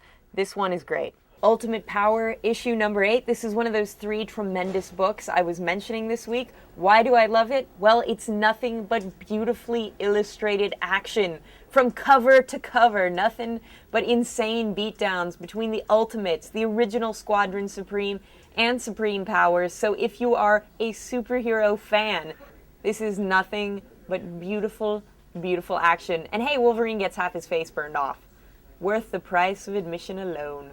This is the Infinite Halloween special, and while the art inside is infinitely good, the stories inside are infinitely meh, unfortunately. The premise is that the Joker and the other inmates of Arkham Asylum are waiting to break out, and while they do, they bide their time by telling each other spooky stories about the superheroes. Sounds like a great concept, but although there are some wonderful, wonderful writers attached to this project, in 4 pages or less, it's almost impossible to convey a solid story. There are, however, 1 or 2 sort of funny moments in here. One of them, a story that references Charlie Brown and the Great Pumpkin, and another that reveals that Lobo is really afraid of adorable puppies. So unfortunately, unless you're a connoisseur of really, really stellar art, this one is definitely a pass. Sorry to say. This is Annihilation Conquest Quasar issue 4 of 4. Now, if you've been watching this podcast, you know that this is the comic that features Quasar, the extremely hot, interstellar, cosmic, super lesbian who happens to be dating a gay dragon. Yes, her girlfriend transformed into a dragon, and you know what? The relationship is still going strong, so more power to them. But this issue finds them in a giant cosmic battle with the forces of evil. Guess what? They win, sort of. But the issue ends on this really bizarre cliffhanger, and I just want to say, while I very much enjoyed this series, if it's issue 4 of 4, and you end on a cliffhanger, and you tell me to buy another book, it kind of wasn't the end of the miniseries. I'm just saying, if you are looking for a great book about hot interstellar lesbians and gay dragons, by all means, buy Quasar. It's really fun. You know, where else are you going to find gay dragons? I just like saying gay dragons, let's be totally honest.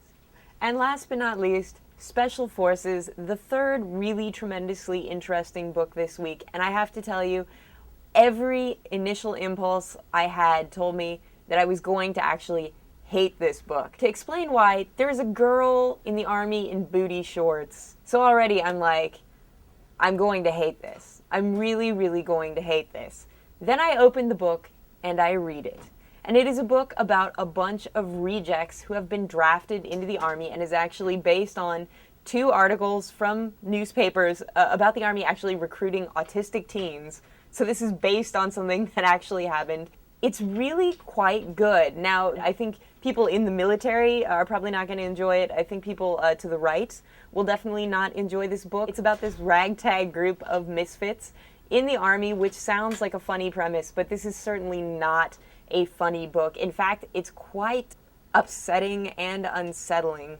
So, booty shorts aside, I was actually really pleasantly surprised by Special Forces, and I really think it's worth checking out just to see something, you know, come out of left field that really surprises you. Well, that's it for this week's online edition of Fresh Ink, and, you know, I was pleasantly surprised this week, and DC, a couple of great books, Marvel, great stuff, and Image, great stuff, so everybody's batting 1,000.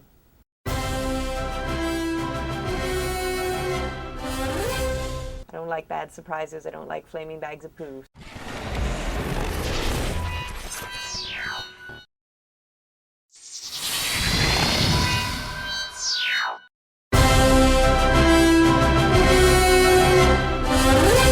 Hi, I'm Blair Butler, and welcome to the Fresh Ink online edition. This week was a tremendous week for comics, and we will kick it off with my guilty pleasure, Shanna the She-Devil, Survival of the Fittest, issue 4 of 4. Now, I think a lot of you thought I was kidding when I said that this was a truly guilty pleasure of mine that I really enjoyed reading.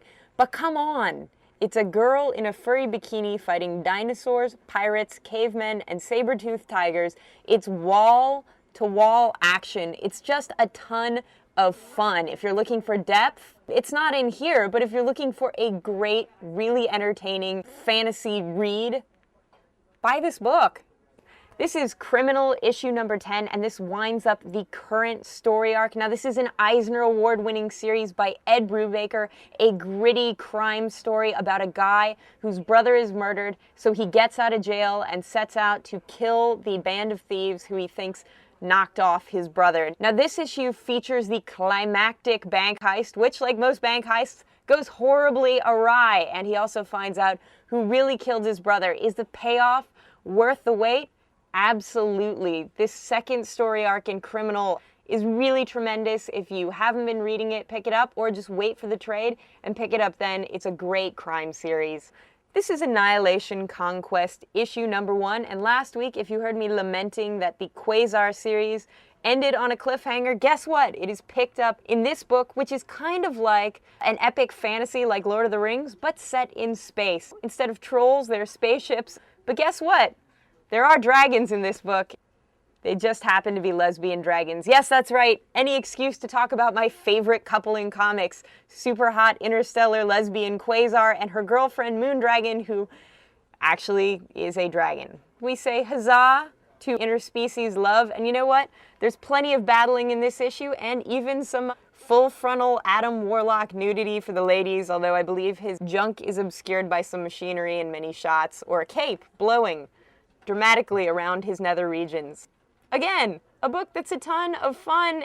It's kind of fun to see how the artist is going to hide full frontal nudity on each page. This is Buffy the Vampire Slayer, Season 8, Issue number 8. This comic has hands down the best cover of any book released this month. It's great. It's Faith choking out Buffy underwater, and for once, the cover of the comic actually reflects the content inside. You get an epic Slayer battle. There are actually 3 Slayers involved. And again, this just continues the great faith-based story that Brian K. Vaughan is doing with Buffy Season 8. Again, if you're a Buffy fan and you aren't reading this comic, what's wrong with you? This is the pick of the week, Astonishing X-Men, issue 23. Of course, this is the amazing collaboration between Joss Whedon and John Cassaday, and if ever there was a collision of incredible art and great storytelling, it's in this issue. A character who we all thought had died is in fact part of a larger Machiavellian scheme by the X-Men to end this amazing outer space arc that Whedon's been writing. But you know what? This issue really comes alive with this incredible artwork. There's an action sequence showing Wolverine fighting, and he's actually flipping over a guy and stabbing him. It's such a dynamic panel, and I feel like it's really paying off this space storyline that a lot of people maybe haven't enjoyed quite that much, but for me, this is such an exceptional mix of art and storytelling that it's a pure pleasure to read. So, Astonishing X-Men number 23. If you're an X-Men fan, do yourself a favor and pick it up, because this is how comics are meant to be. So that's it for this edition of Fresh Ink Online. Please come back next week. Maybe we'll have more adventures of Quasar and Moondragon. They keep me smiling. That's all you need. F-U-N.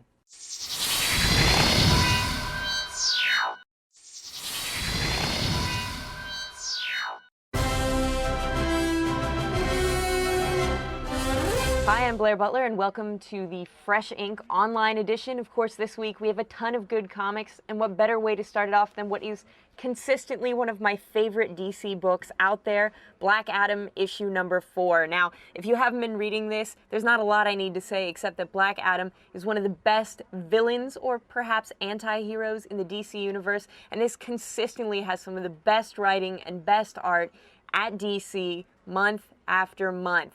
This issue, he fights mercenaries, and guess what?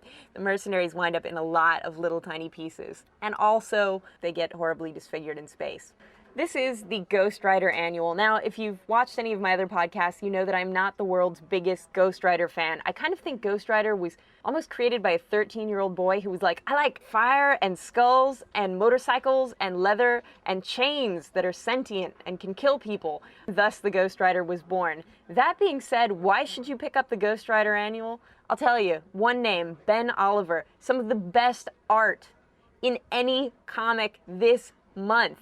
Satan has never looked so good. Actually, it's Lucifer, but, you know, a name's a name, right? It looks fantastic. Every panel, every page. The story, it introduces a new character named 11, but that doesn't matter because the art is sensational. Just check out these images. This is Green Arrow and Black Canary, issue number 2. Now, remember the Green Arrow Black Canary wedding special? And how afterwards I was like, does anyone out there believe the Green Arrow is really dead? And you all were like, no. Well, you were right. You're very smart, because it took less than an issue for him to be alive again. In fact, he's been kidnapped by the Amazons and is trying to escape them. And while there's some very funny stuff in here with the Green Arrow trying to escape the Amazons and borrowing his son's underwear, I'm not even going to get into it. You have to read the comic to find out about that. This whole Amazons kidnapping the Green Arrow subplot, I'm just not a big fan of it. And my apologies to Judd Winnick, because I think he does some very funny stuff in this comic. But man, seriously, the Amazons? Really? Okay.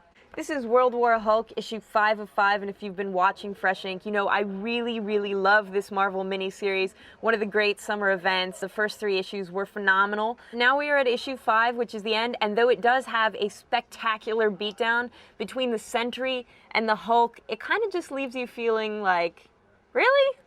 That's all? Basically, this whole thing was motivated by Iron Man and Mr. Fantastic and a bunch of other Marvel superheroes supposedly killing Hulk's family.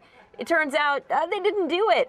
But when he took revenge on them, he didn't actually kill anybody in the Marvel Universe. So there really aren't any casualties or any fallout, although you do get to see the Hulk locked away in an amazingly secure prison at the end, which is pretty cool. But there was just something about this issue, and no offense to John Romita Jr., because his art in the first 3 issues was top-notch, but some of these battle scenes look weirdly washed out and unfinished, and it may be that the power of the punches is so intense that it's like whiting out the entire panel, but you really want to see them fighting, and it's kind of a bummer to see it look sketchy. But hey, it was a pretty cool summer miniseries, and the fact that there doesn't seem to be any lingering after effects from this, aside from, of course, the Hulk being in a prison way under the earth, does leave me feeling a little unsatisfied. And finally, the pick of the week, All-Star Superman, issue number 9. I love this cover. You never see pink and this mint color in comics. This comic is phenomenal. Every single issue is standalone. Every single issue is tremendously good. Frank Quitely's art has never been better. The story is amazing. This issue finds 2 surviving Kryptonians returning to Earth, taking it over and beating the cookies out of Superman. And you know what? It still is haunting, beautiful, moving, and action-packed. If you're looking for something more than that, you're asking too much. If you want a great Superman comic that actually makes all that cheesy sci-fi stuff from Golden Age Superman actually seem really, really cool, All-Star Superman, the book for you. And again, another DC book delivering consistently week after week on every single level. Well, that's it for this week of Fresh Ink Online Edition. Buy this comic. I think it's tremendous. Really, what more do you need to know?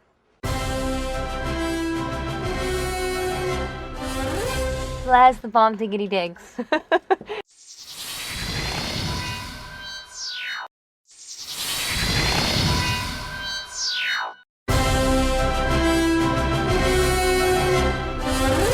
Hi, I'm Blair Butler. Welcome to Fresh Ink Online Edition. Now, obviously, this is a holiday, so new comics are something we can't get to, but we can cover the new crop of graphic novels that have been coming out, and let's kick it off with Heroes Volume 1. Now, I know I host the Heroes Post Show on G4, and it makes me a little bit biased, but if you are a Heroes fan, this is actually a great story collection, especially if you watch Season 1, because these are little backstories of all the heroes, including the first meeting of Linderman and Mr. Petrelli. And it's really cool to sort of see these little snippets and get little tidbits about the characters that you didn't know.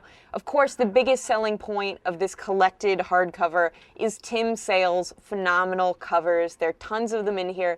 They're all beautiful. And I actually really like the story about the painter, Isaac Mendez, and his gallery opening and the very bad thing that happens at it. So if you're a Heroes fan, especially a longtime Heroes fan, I recommend Heroes. If you don't watch the show, none of this will make sense, and it'll be very frustrating.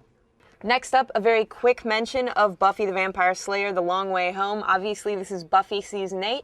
If you're a Buffy TV show fan, then you should run out and pick this up because it picks up right where the 7th season ended.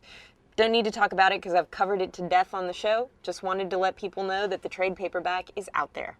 This is Volume 1 of The Immortal Iron Fist, the last Iron Fist story. Of course, this comes to us from acclaimed writers Ed Brubaker and Matt Fraction and has delightful art by David Aja. I really like this because it chronicles Iron Fists throughout time, men, women, World War II era Iron Fists, and it ends on a bit of a cliffhanger. That being said, if you're a Brubaker fan or a Matt Fraction fan, you gotta check this out. It's really cool, and it has my favorite guest appearance of Heroes for Hire ever. Funniest line of dialogue uttered by the Heroes for Hire ever. Yeah, so it's good stuff. If you are a comics fan, then this book, League of Extraordinary Gentlemen, The Black Dossier, has been the most highly anticipated book, probably of the year, but definitely of the month. Now, This is by comics legend Alan Moore, the guy that gave us, Watchmen and Whatever Happened to the Man of Tomorrow and The Killing Joke. I mean, incredible stories. And if you saw the movie of League of Extraordinary Gentlemen and thought it sucked, you're right, because it really has nothing to do with what Alan Moore has been trying to accomplish in these books.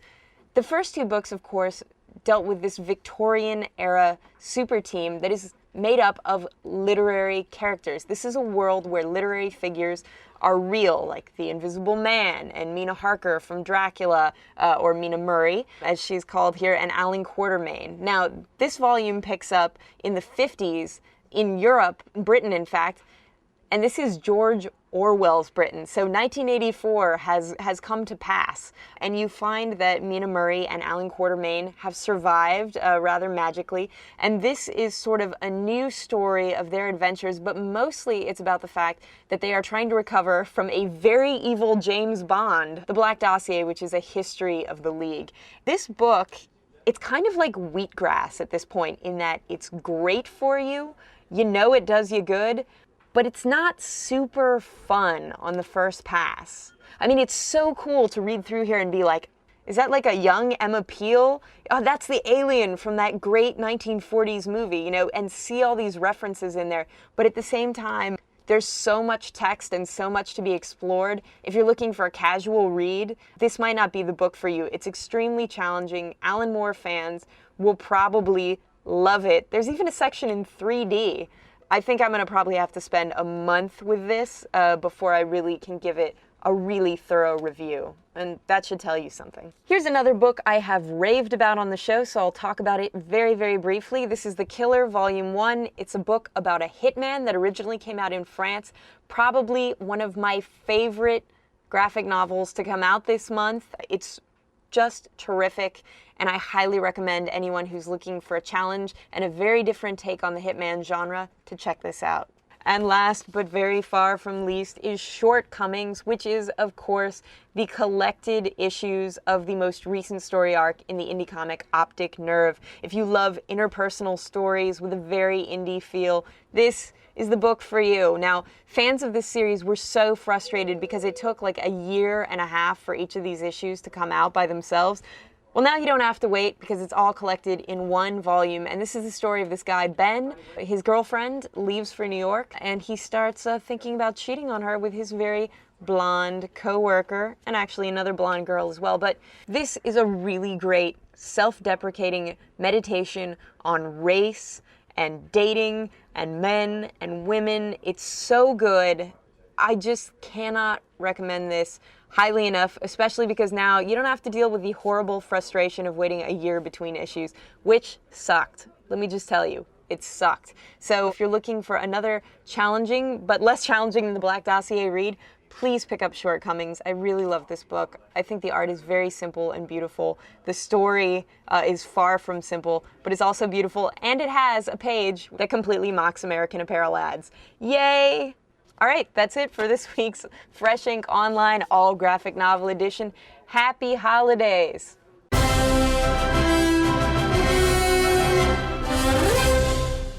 Enjoy your turkey with a comic book.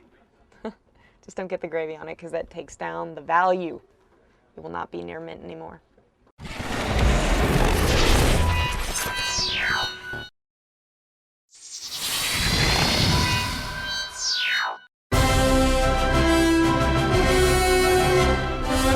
Hi, I'm Blair Butler, and welcome to Fresh Ink Online Edition. Of course, last week was a lovely holiday, so we weren't here, and that's why I'm going to kick off this week's podcast with my pick of the week for last week, The Walking Dead, issue number 44.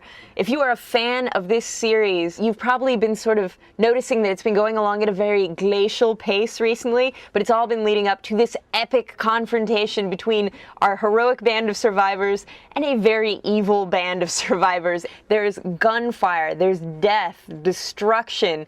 I'm so glad that this series is back at the top of its game. If you're a fan of The Walking Dead, run out and buy this. And you know what? It ends with one hell of a cliffhanger.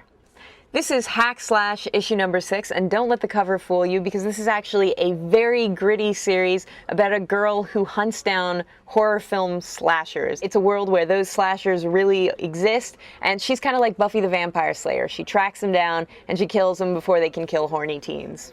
This issue finds her tracking one of these slashers into a world that is very similar to an Archie comic, and in fact this slasher who kills horny teens just can't find any horny teens. It's too clean cut. But basically eventually someone does attempt to have sex. There's blood, there's gore. If you're a fan of slasher films, Buffy the Vampire Slayer, and have never tried this comic book out, I think it's kind of a fun meta comic within a comic issue, so give it a shot. This is Crime Bible, 5 Lessons of Blood, issue number 2. Now, I was a big fan of this character named Renee Montoya, who is in the Gotham Central comics that Ed Brubaker and Greg Rucka did. They're two of my favorite writers in all of comics, and this is a spin-off where Renee Montoya has become a superhero known as The Question, and is trying to take down an organization called Intergang that operates according to the Crime Bible, which, needless to say, is not a Bible about loving your brother. It's a Bible about killing him, pretty much. This issue deals with the sin of lust, and needless to say, The Question winds up having sex with a hooker. Oh well, can you blame her? I mean, I guess you could, but she's undercover, right? She's gotta do what she's gotta do. While I didn't like the first issue of the Crime Bible, I like the Lust issue. It's a little self-contained story, and if you were a fan of The Question or Renee Montoya, why not check it out? And if you ever wondered, hey, do you think the Joker has sex? Well, the answer is in this comic. Yes, it's the all-star Batman and Robin the Boy Wonder. Now, a lot of you who watch this podcast are always like, Blair, why aren't you super critical of comic books? And honestly, it's because I love comics, and I really just like to highlight the best comics out there. That being said, when there's a comic that everyone is buying that is really not very good, I sort of have to say something about it.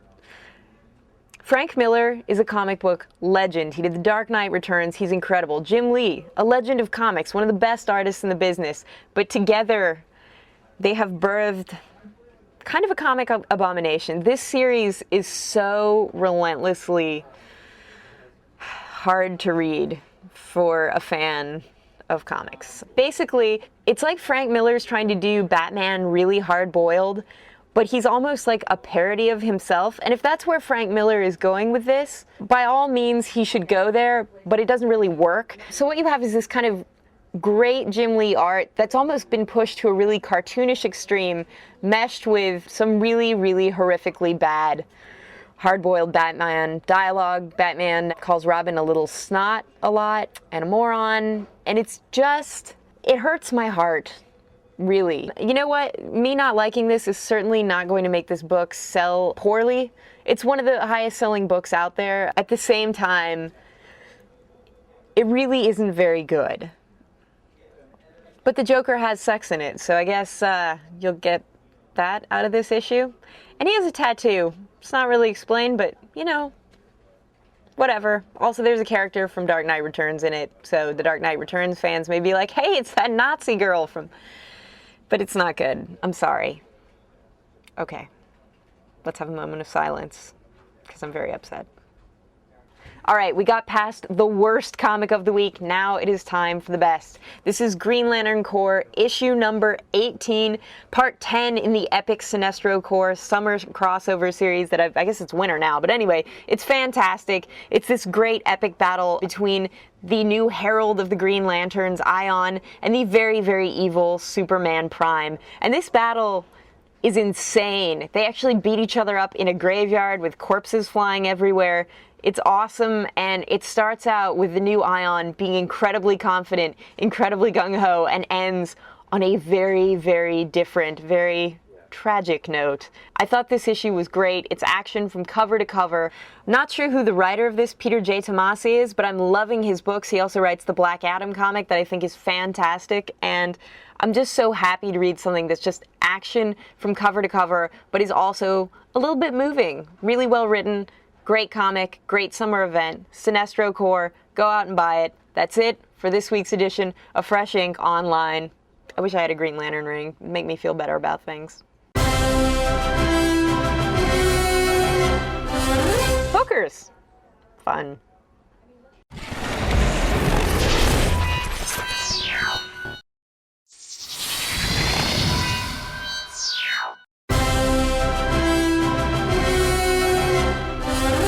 Hi, I'm Blair Butler, and welcome to Fresh Ink Online Edition. Now, once in a very great while, you have a week where the comics are so transcendently awesome, it is virtually impossible to choose a pick of the week. In fact, this week, the comics were so darn good that both Black Summer #4 and Buffy #9 came out, and I'm not even going to review them. They're both excellent. You should buy them. End of story. Moving on. All right. Now, any other week, Northlanders #1 would be pick of the week. But this week was sensational. That being said, this is still a great book. Of course, Northlanders comes to us from Brian Wood, the excellent author behind DMZ and Local, and this time he's taking, no pun intended, a stab at Vikings. And these are not sort of the noble, heavily armored, blonde Vikings of Thor. No, these are dirty, gritty Vikings who will kill an old man just because they can. And it's this great story of this young, sort of cosmopolitan Viking trying to reclaim his lands from the older, more traditional Vikings. I'm really looking forward to seeing where this is going, who the lady with the longbow turns out to be. All I have to say is, can I have issue #2 now, please? It's really good. All right.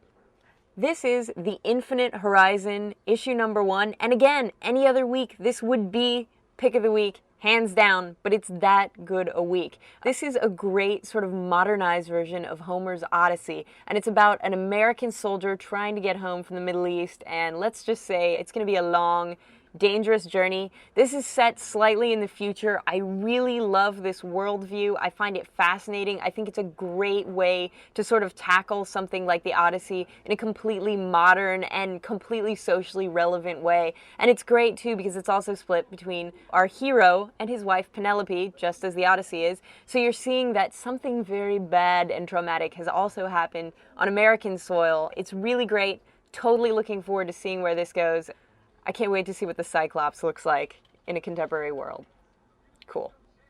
This is Jonah Hex, issue #26. Now, fans of Fresh Ink know that I really love this Jonah Hex series. Every issue is a standalone tale, and while this is ostensibly a Western, what has emerged since the first issue of this relaunch is that this is really the EC comics and horror anthology of our generation. Because while these tales are set in the Wild West, they're all totally effed up, for lack of a better word. I mean, these are really disturbing and distressing tales, and this issue has quite possibly the most freakishly disturbing Jonah Hex tale ever told. I don't even want to get into it because it's super gross. Let's just say that Jonah runs into two sisters who do very, very bad things to the men they encounter. It's really unpleasant, but again, if you love a great standalone story that is kind of a mashup of the Western genre and the horror genre, this is top-notch stuff, and the ending is so wrong. So wrong. This is the Ultimates 3, issue #1. Now, let me preface this review by saying that I was probably the biggest fan of the Ultimates 1 and Ultimates 2 out there. I loved it. The series was by Mark Millar and Brian Hitch, and it was very photorealistic. It was a very gritty HBO take on the Avengers, and I absolutely loved it because of that realism. Now there is a new team on the book, and their approach is very, very different. Where it was very realistic before, the art is very cartoonish. Where there wasn't a lot of humor before, the humor is very sort of silly this time around.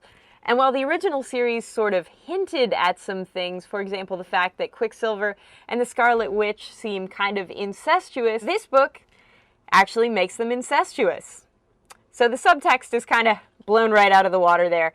But basically this issue finds Venom sort of beating up the Ultimates, and it's a little silly, it's a little cartoonish. While the main plot I think may be very, very interesting, and the last couple panels were terrific, overall I'm a little disappointed by this book. Again, my expectations were really, really high, and honestly I don't think anyone can live up to the first Ultimates book because it's probably one of the finest superhero books released in the last couple of years.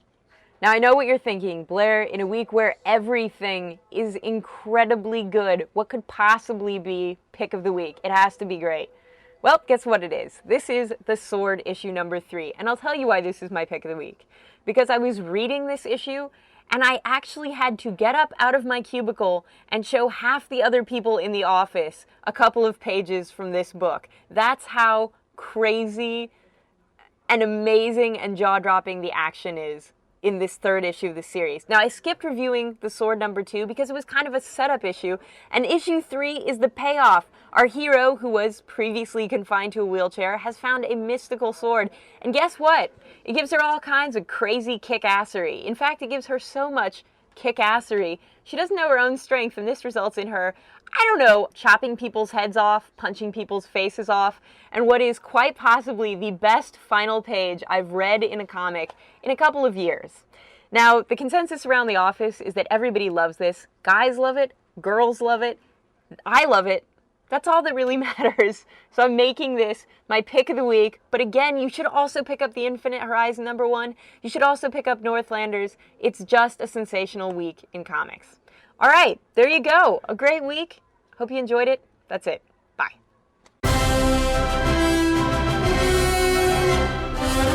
Enjoy your week. Goodbye.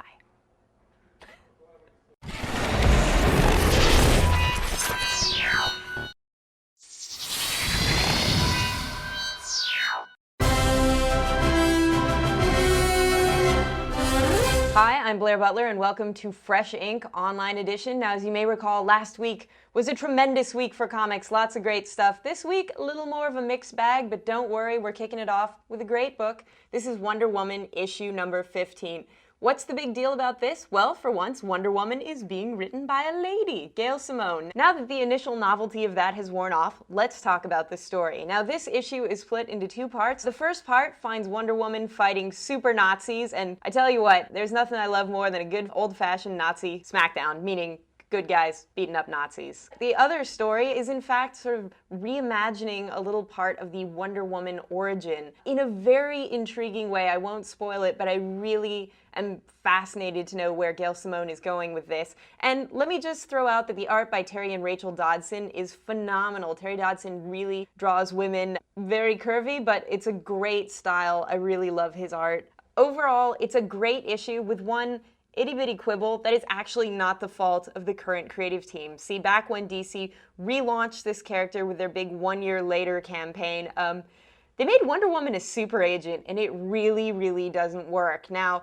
I'm intrigued to see what this creative team does to sort of undo a bit of the damage done by that creative decision, and so far, I'm really, really enjoying this book. And hey, it's got Wonder Woman beating up super Nazis. Awesome, right? This is Wolverine, issue number 60. Now, I know what you're thinking, Blair, tell me all about the interior of this comic, but seriously, I have to talk about the cover.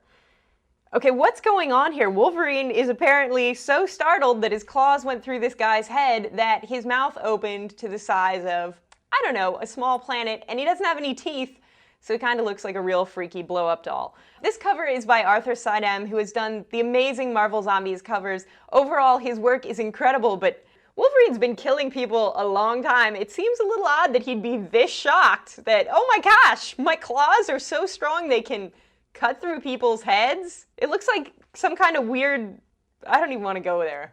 It doesn't look right. Let's just leave it at that. As for the actual interior of the comic, the only thing I'll comment on is the very last page, which fans of the classic Frank Miller, Chris Claremont Wolverine miniseries will be super, super happy about, because look what bad guy's back. Yes, the only guy that can pull off hideous green and yellow pajamas beside the Iron Fist. That's who. This is The Abyss, issue number 2, published by Red 5 Comics, and I picked up the first issue of this series at Comic-Con and really liked it. It's by Kevin Rubio, who did the short Star Wars fan fiction film Troops and did the very funny Tag and Bink series for Star Wars, and he's bringing that sort of irreverent wit to the superhero genre and applying it to a Batman and Robin type team. I must admit, I actually know Kevin, so my review is slightly biased, but I really enjoyed this comic, and one of the characters in it kind of looks like me, although let me just say thank you to the artist who was very generous with the size of my bosom. Oh my gosh. I would have back problems if that was really the size of my chest. Neat. All right, next up we have 2 books from Garth Ennis, a new Wormwood graphic novel, and the most recent issue of The Boys. People always write into the podcast and say, Blair, when are you going to review The Boys? When are you going to review Wormwood? And to be honest, one of the reasons we don't review them is because they are so chock full of gore, violence, and profanity that it's really hard to find a clean page to show on the show. So we actually had to cover some of the images to be able to show them to you. Garth Ennis is a great writer. He's written 2 of my favorite Punisher stories ever written, Punisher Tiger and Punisher the End, which is great. He wrote The Pro, which was an amazing graphic novel about a hooker with a heart of gold who becomes a superhero, and it's a terrific book. He wrote Preacher, he wrote war stories. The guy's got an impeccable track record. And I have to tell you that for years, I always was so excited to read a Garth Ennis comic book because you knew that you were just going to be blown away at the stuff that he was getting away with. You knew it was going to be this sort of jaw-dropping, transgressive comic book experience, and that was one of the things that I loved about it. That being said, Wormwood and The Boys in particular, Garth Ennis is basically collaborating with 2 publishers, Dynamite and Avatar, who do not censor anything. This worked really well for Warren Ellis in his collaborations with Avatar, like Black Gas, Black Summer, and Wolfskin, which were all insanely gross and had crazy nudity, but also did something a little new and a little different with the genres they were exploring. Ennis, on the other hand, has really sort of allowed this freedom to more or less kind of go crazy and sort of see what he can throw in there. And to me, it kind of feels like every issue is just trying to see how far they can push the envelope. As a reader, and specifically as a woman who loves comic books, it's so hard for me to read these books because so many times women are sort of reduced to sex objects or the punchline of a joke. And I know Garth Ennis has said specifically about The Boys, if you hate it now, wait, read the whole series, then tell me what you think about it. Well, Garth, I am going to read the whole series, partially because it's my job and partially because I really, truly want to believe that you're going somewhere with this that isn't just sort of an elaborate series of jokes for boys. I mean, the reason The Boys is called The Boys is really because it's kind of like a lad mag. It's got some really interesting ideas behind it, but I have to tell you, as a lady, it's hard to find a place for myself in these books to read where I don't feel kind of like, kind of dirty and kind of, I don't know, kind of like he's doing it just to see how far he can go. And finally, the pick of the week, Green Lantern issue 25, the final chapter in the Sinestro Corps War. Wow, if there was one event in 2007 that has held up from first issue to the last, it is definitely the Sinestro Corps. And this final issue is an epic battle between the forces of the good Green Lanterns and the forces of the evil Yellow Lanterns. Every page in this book is like this gorgeous splash page of action. And it sets up something for 2008 and 2009 in the Green Lantern books that took me totally by surprise. I really love it. Let's just say that maybe the Green and Yellow Lanterns are going to see some other friends joining them in the color spectrum, and what that promises is really, really interesting. My only caveat with this, because I love this series overall, is that at one point in this issue, it looked as though one of the heroes was going to die, and then he didn't. And I sort of feel like with an event this great, this powerful, and this epic, sometimes it gives it a little more weight if someone does kick the bucket defending the universe. However, it's really cool. I love the Cyborg Superman stuff. I love the Superman Prime stuff. The best villains, and to be honest, this is a series where the villains, it kind of looked like they were going to win, and you know what? I loved every minute of it. If you're a fan of the Green Lantern, you can't go wrong with the Sinestro Corps saga. It's top-notch. It's got the best villains, great heroes, and some really beautiful moments. Overall, a tremendous series that makes me happy to be reading DC again. After Countdown in 52, I didn't know that I'd be able to say that. So, the pick of the week is, hands down, Green Lantern number 25. Buy it, enjoy it, and bask in the warm glow of many different lanterns of many different colors. All right, thanks. That's it for this week. I'm Blair Butler, and tune back in next week. We've got more comics, and you can give me feedback on the whole Garth Ennis rant. All right, groovy. Bye. Where is Teeth? What's going on here?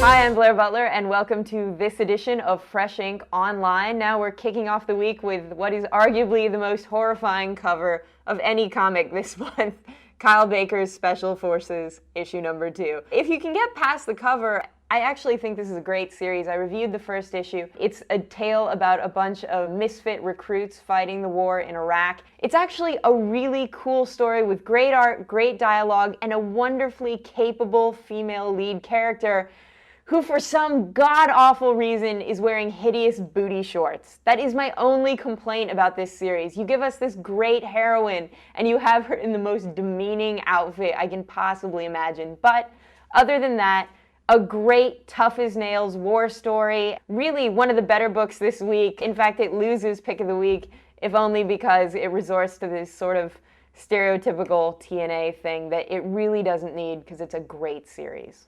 This is Angel After the Fall, issue number 2. Now, I know people have been waiting for me to cover this because, if you aren't aware, the TV series Angel ended abruptly on a heck of a cliffhanger because the writers didn't know it was going to end. This picks up where the series left off, and much like the current Buffy comic, gives us the next season of Angel in comic book form. But while the Buffy comic has had some stellar art and was written by Joss Whedon and Brian K. Vaughan, this has a new creative team, although ostensibly Joss Whedon sort of has the overarching series. You know, he's got some editorial input.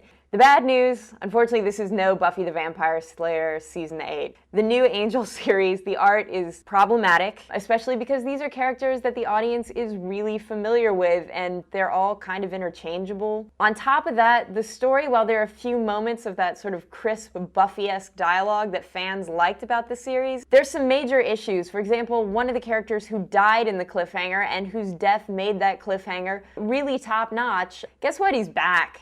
So it sort of undercuts the poignancy of that final episode of the show. So overall, even for diehard Angel fans, so far, I hate to say it, and it kills me to say it, but Angel After the Fall, it's a pass. Stick with Buffy. Sorry, guys.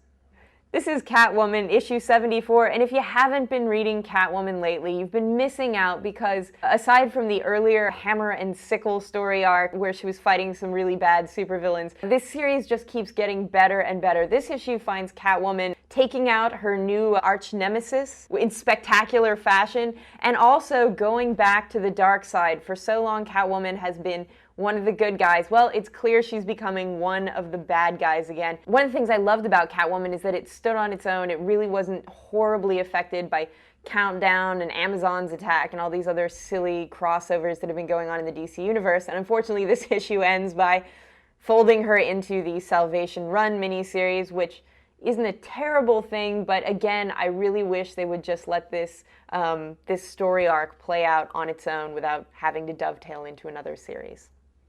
Here it is, What If Civil War. Now, What If is a really cool Marvel series where they just sort of throw out crazy nerd conversations you've always had with your friends, like, what if Wolverine was a vampire? Or what if Captain America had won the Civil War instead of Iron Man? Well, this purports to answer those very questions. Does it do it satisfyingly? Not really. Basically, it gives you two different alternate endings to the Civil War. One, if Tony Stark had died, and the outcome is everyone would have died. Tony Stark did the right thing. Really? Because I hated the Civil War, and I hated Tony Stark's part in it, but it's nice to know that if he hadn't have been such a jerk in that series, I guess everyone in the Marvel Universe would have been napalmed to death. Then the other storyline is what would have happened if instead of fighting, Cap and Iron Man had sort of been out on the battlefield and gone, you know what? This is really stupid. We're supposed to be friends. Maybe we shouldn't do this. And the answer is everything's perfect and wonderful. The second ending actually was sort of the more plausible ending in Civil War. It really didn't make sense for Iron Man and Cap, who have been friends forever, to be beating the foo-schnickens out of each other for 6 or 7 issues. If you didn't like the Civil War, this really isn't going to make you feel much better. And if you love the Civil War, you loved it. And there's nothing I can do about that. This is Fool Killer, issue 3 of 5. Now, Fool Killer is part of Marvel's Max lineup. That means XXX, anything goes shenanigans throughout the comic. And basically, Fool Killer is a character that's been around in the Marvel Universe for some 30 or 40 years, but Now he's been revamped and he's, I don't know, exactly like the Punisher. Like, I mean, exactly like the Punisher. Exactly like the Punisher, except that he has a sword instead of a gun. So if you like the Punisher Max series from Marvel, then you'll probably enjoy this. I just had to keep reminding myself, hey, I think I'm reading a Punisher book, except this guy's kind of blonde, and he has a sword. Okay. And finally, we come to the pick of the week, which is Ex Machina, issue 33. Now, this is not perhaps the strongest issue of Ex Machina ever, but frankly, every issue of this series is pretty near the best thing that comes out month after month. So it's no surprise that at some point this would be the pick of the week. This issue finds Mayor Mitchell 100, who is of course a superhero turned mayor of New York, trying to assassinate the Pope. He's been hijacked. He's like sort of a machine man, and he's being hijacked by Russian operatives who are trying to make him kill the Pope. During this, he has a revelation, and the revelation that he has, which I will not spoil for readers of the series, sets up where this book is probably going to go over the next several years. I'm kind of fascinated by it, and the revelation alone is what kicks it up into pick of the week territory. Plus, come on, Tony Harris, some of the best art in comics, hands down. A great book. It's like West Wing meets The Rocketeer, but dark and gritty, like HBO used to make them. Delicious. So, issue 33 is pick of the week, and thanks again for tuning into Fresh Ink Online Edition. Have a happy holiday. Next week we'll be back with picks for the best comics of 2007, and until then, jingle bells, and it's just like the Punisher. Seriously.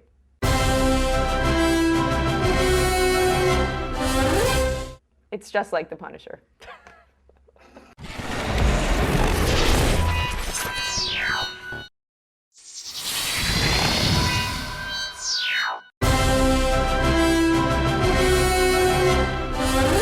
Hi, I'm Blair Butler, and welcome to Fresh Ink Online Edition. Right now, it is the awards for the best comics of 2007. Yes, woo! I'm excited. Golf clap for myself. Okay, so we're going to do this a little differently than I did it on Attack of the Show. I'm actually going to put them in numerical order by category: superhero and also indies. And the criteria, very quickly, is that these comics must have come out in hardcover form or in some sort of trade paperback in this year, 2007. So if it's a floppy, not eligible.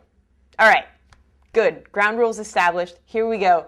Coming in at number 3 for Best Superhero Comic of the Year, it is Silver Surfer Requiem. Now, this is a wonderful collaboration between J. Michael Straczynski and artist Esad Ribic, and while I have not enjoyed J. Michael Straczynski's run on Amazing Spider-Man, oh my goodness, Silver Surfer Requiem reminds me why this guy is a towering figure in comics. Straczynski, of course, did Rising Stars, which had some very powerful moments, and this series about the Silver Surfer coming to terms with his own mortality has a lot of those incredible, world-shifting, heart-rending moments. The art is beautiful. The story of Norrin Radd's final fight and the peace and enlightenment that he brings to the universe is transcendently beautiful. It really is one of the best comics of the year. As far as I'm concerned, my favorite Marvel comic of the year to come out in a collected trade. So do yourself a favor, buy this book, and I dare even the most hard-hearted readers not to get a little choked up. All right, coming in at number 2 for Best Superhero Comic of 2007, it is, of course, All-Star Superman, Volume 1. I've spoken about this comic at length, so I won't go into a ton of detail, except to say everyone involved in this project, from the writer Grant Morrison to the artist Frank Quitely to the colorists, are just hitting the ball out of the park on this one. It's a series of standalone Superman stories that really takes all the silly sci-fi elements that have made this character seem a little hokey and ridiculous to a modern audience, and making them totally profound, totally relevant, and in the final story in this anthology, actually profoundly moving. The last story deals with loss, but it does it in a way that incorporates crypto, the superdog, and time travel. This is stuff that should be ridiculous, and instead it feels just right. And my number one, hands down pick for best superhero book of 2007 is The Escapists, which really transcends a genre because this is a comic book about a bunch of comic book creators trying to revamp the Golden Age hero, The Escapist, who, as maybe the literary among you know, is in fact a creation of Michael Chabon, who wrote Spider-Man 2. He's a screenwriter, he's a writer, he wrote The Amazing Adventures of Cavalier and Clay. If that's not meta enough for you, don't worry about any of that because this book is great. Even though technically some of it is a little bit indie, overall it's just an amazing story about what superheroes mean to us, why we love creating them, why we love reading them, and why this medium is an art form. You know, it's not this disposable form of popular entertainment. Comics can be completely relevant and as moving as serious literature. This book absolutely proves it. You should go out, you should buy it for yourself, and if you have a close friend who loves comics, buy it for them too. And we move on to indies. At number 3, it's an import.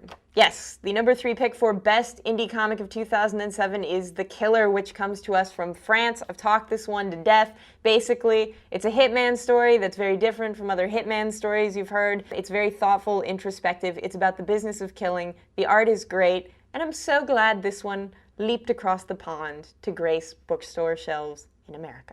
Here is my number 2 pick for best indie comic of 2007. This is Ghost Stories. Now, I haven't talked about this book on the podcast at all, so I'm going to go into it a little bit. This is the story of an old man. He's looking back at his life, and much of his youth was spent being a professional hockey player in Canada. Now, this may sound like something that's very inaccessible, but the talent of the writer and artist Jeff Lemire is that he's able to make this resonate with people who, like myself, know nothing about hockey, have rarely been to Canada, and are not old men. This is a terrific book. I actually cried a little at the end of this because it's such a beautiful look back at regret, at feeling like your life has passed you by, and at trying to figure out what your place in the world is as you near the end of your life. It's deep stuff, but it is absolutely one of the best comics to come out in this year. You should definitely pick it up if you're an indie comic fan. And my number 1 pick for best indie comic of 2007 is Adrian Tomine's Shortcomings. Now, I have reviewed this book on the podcast at length before, but very quickly, it is the story of a young man named Ben Tanaka who he's thinking about stepping out on his girlfriend. And this is a great look at dating, race, self-loathing, hipster angst. Now, if that sounds annoying to you, it's not. This is handled so deftly. It will probably have you cringing with self-recognition in parts. And there's also a hilarious page in which he openly mocks American Apparel ads. You gotta love that. Anyway, this is the best slice of life book from 2007. Hands down, definitely my favorite indie. You should totally pick it up. So that's it for the best graphic novels of 2007. I hope you pick these up. I hope you enjoy them. And it's been a terrific year for comics. For now, I'm Blair Butler, Fresh Ink Online. Bye.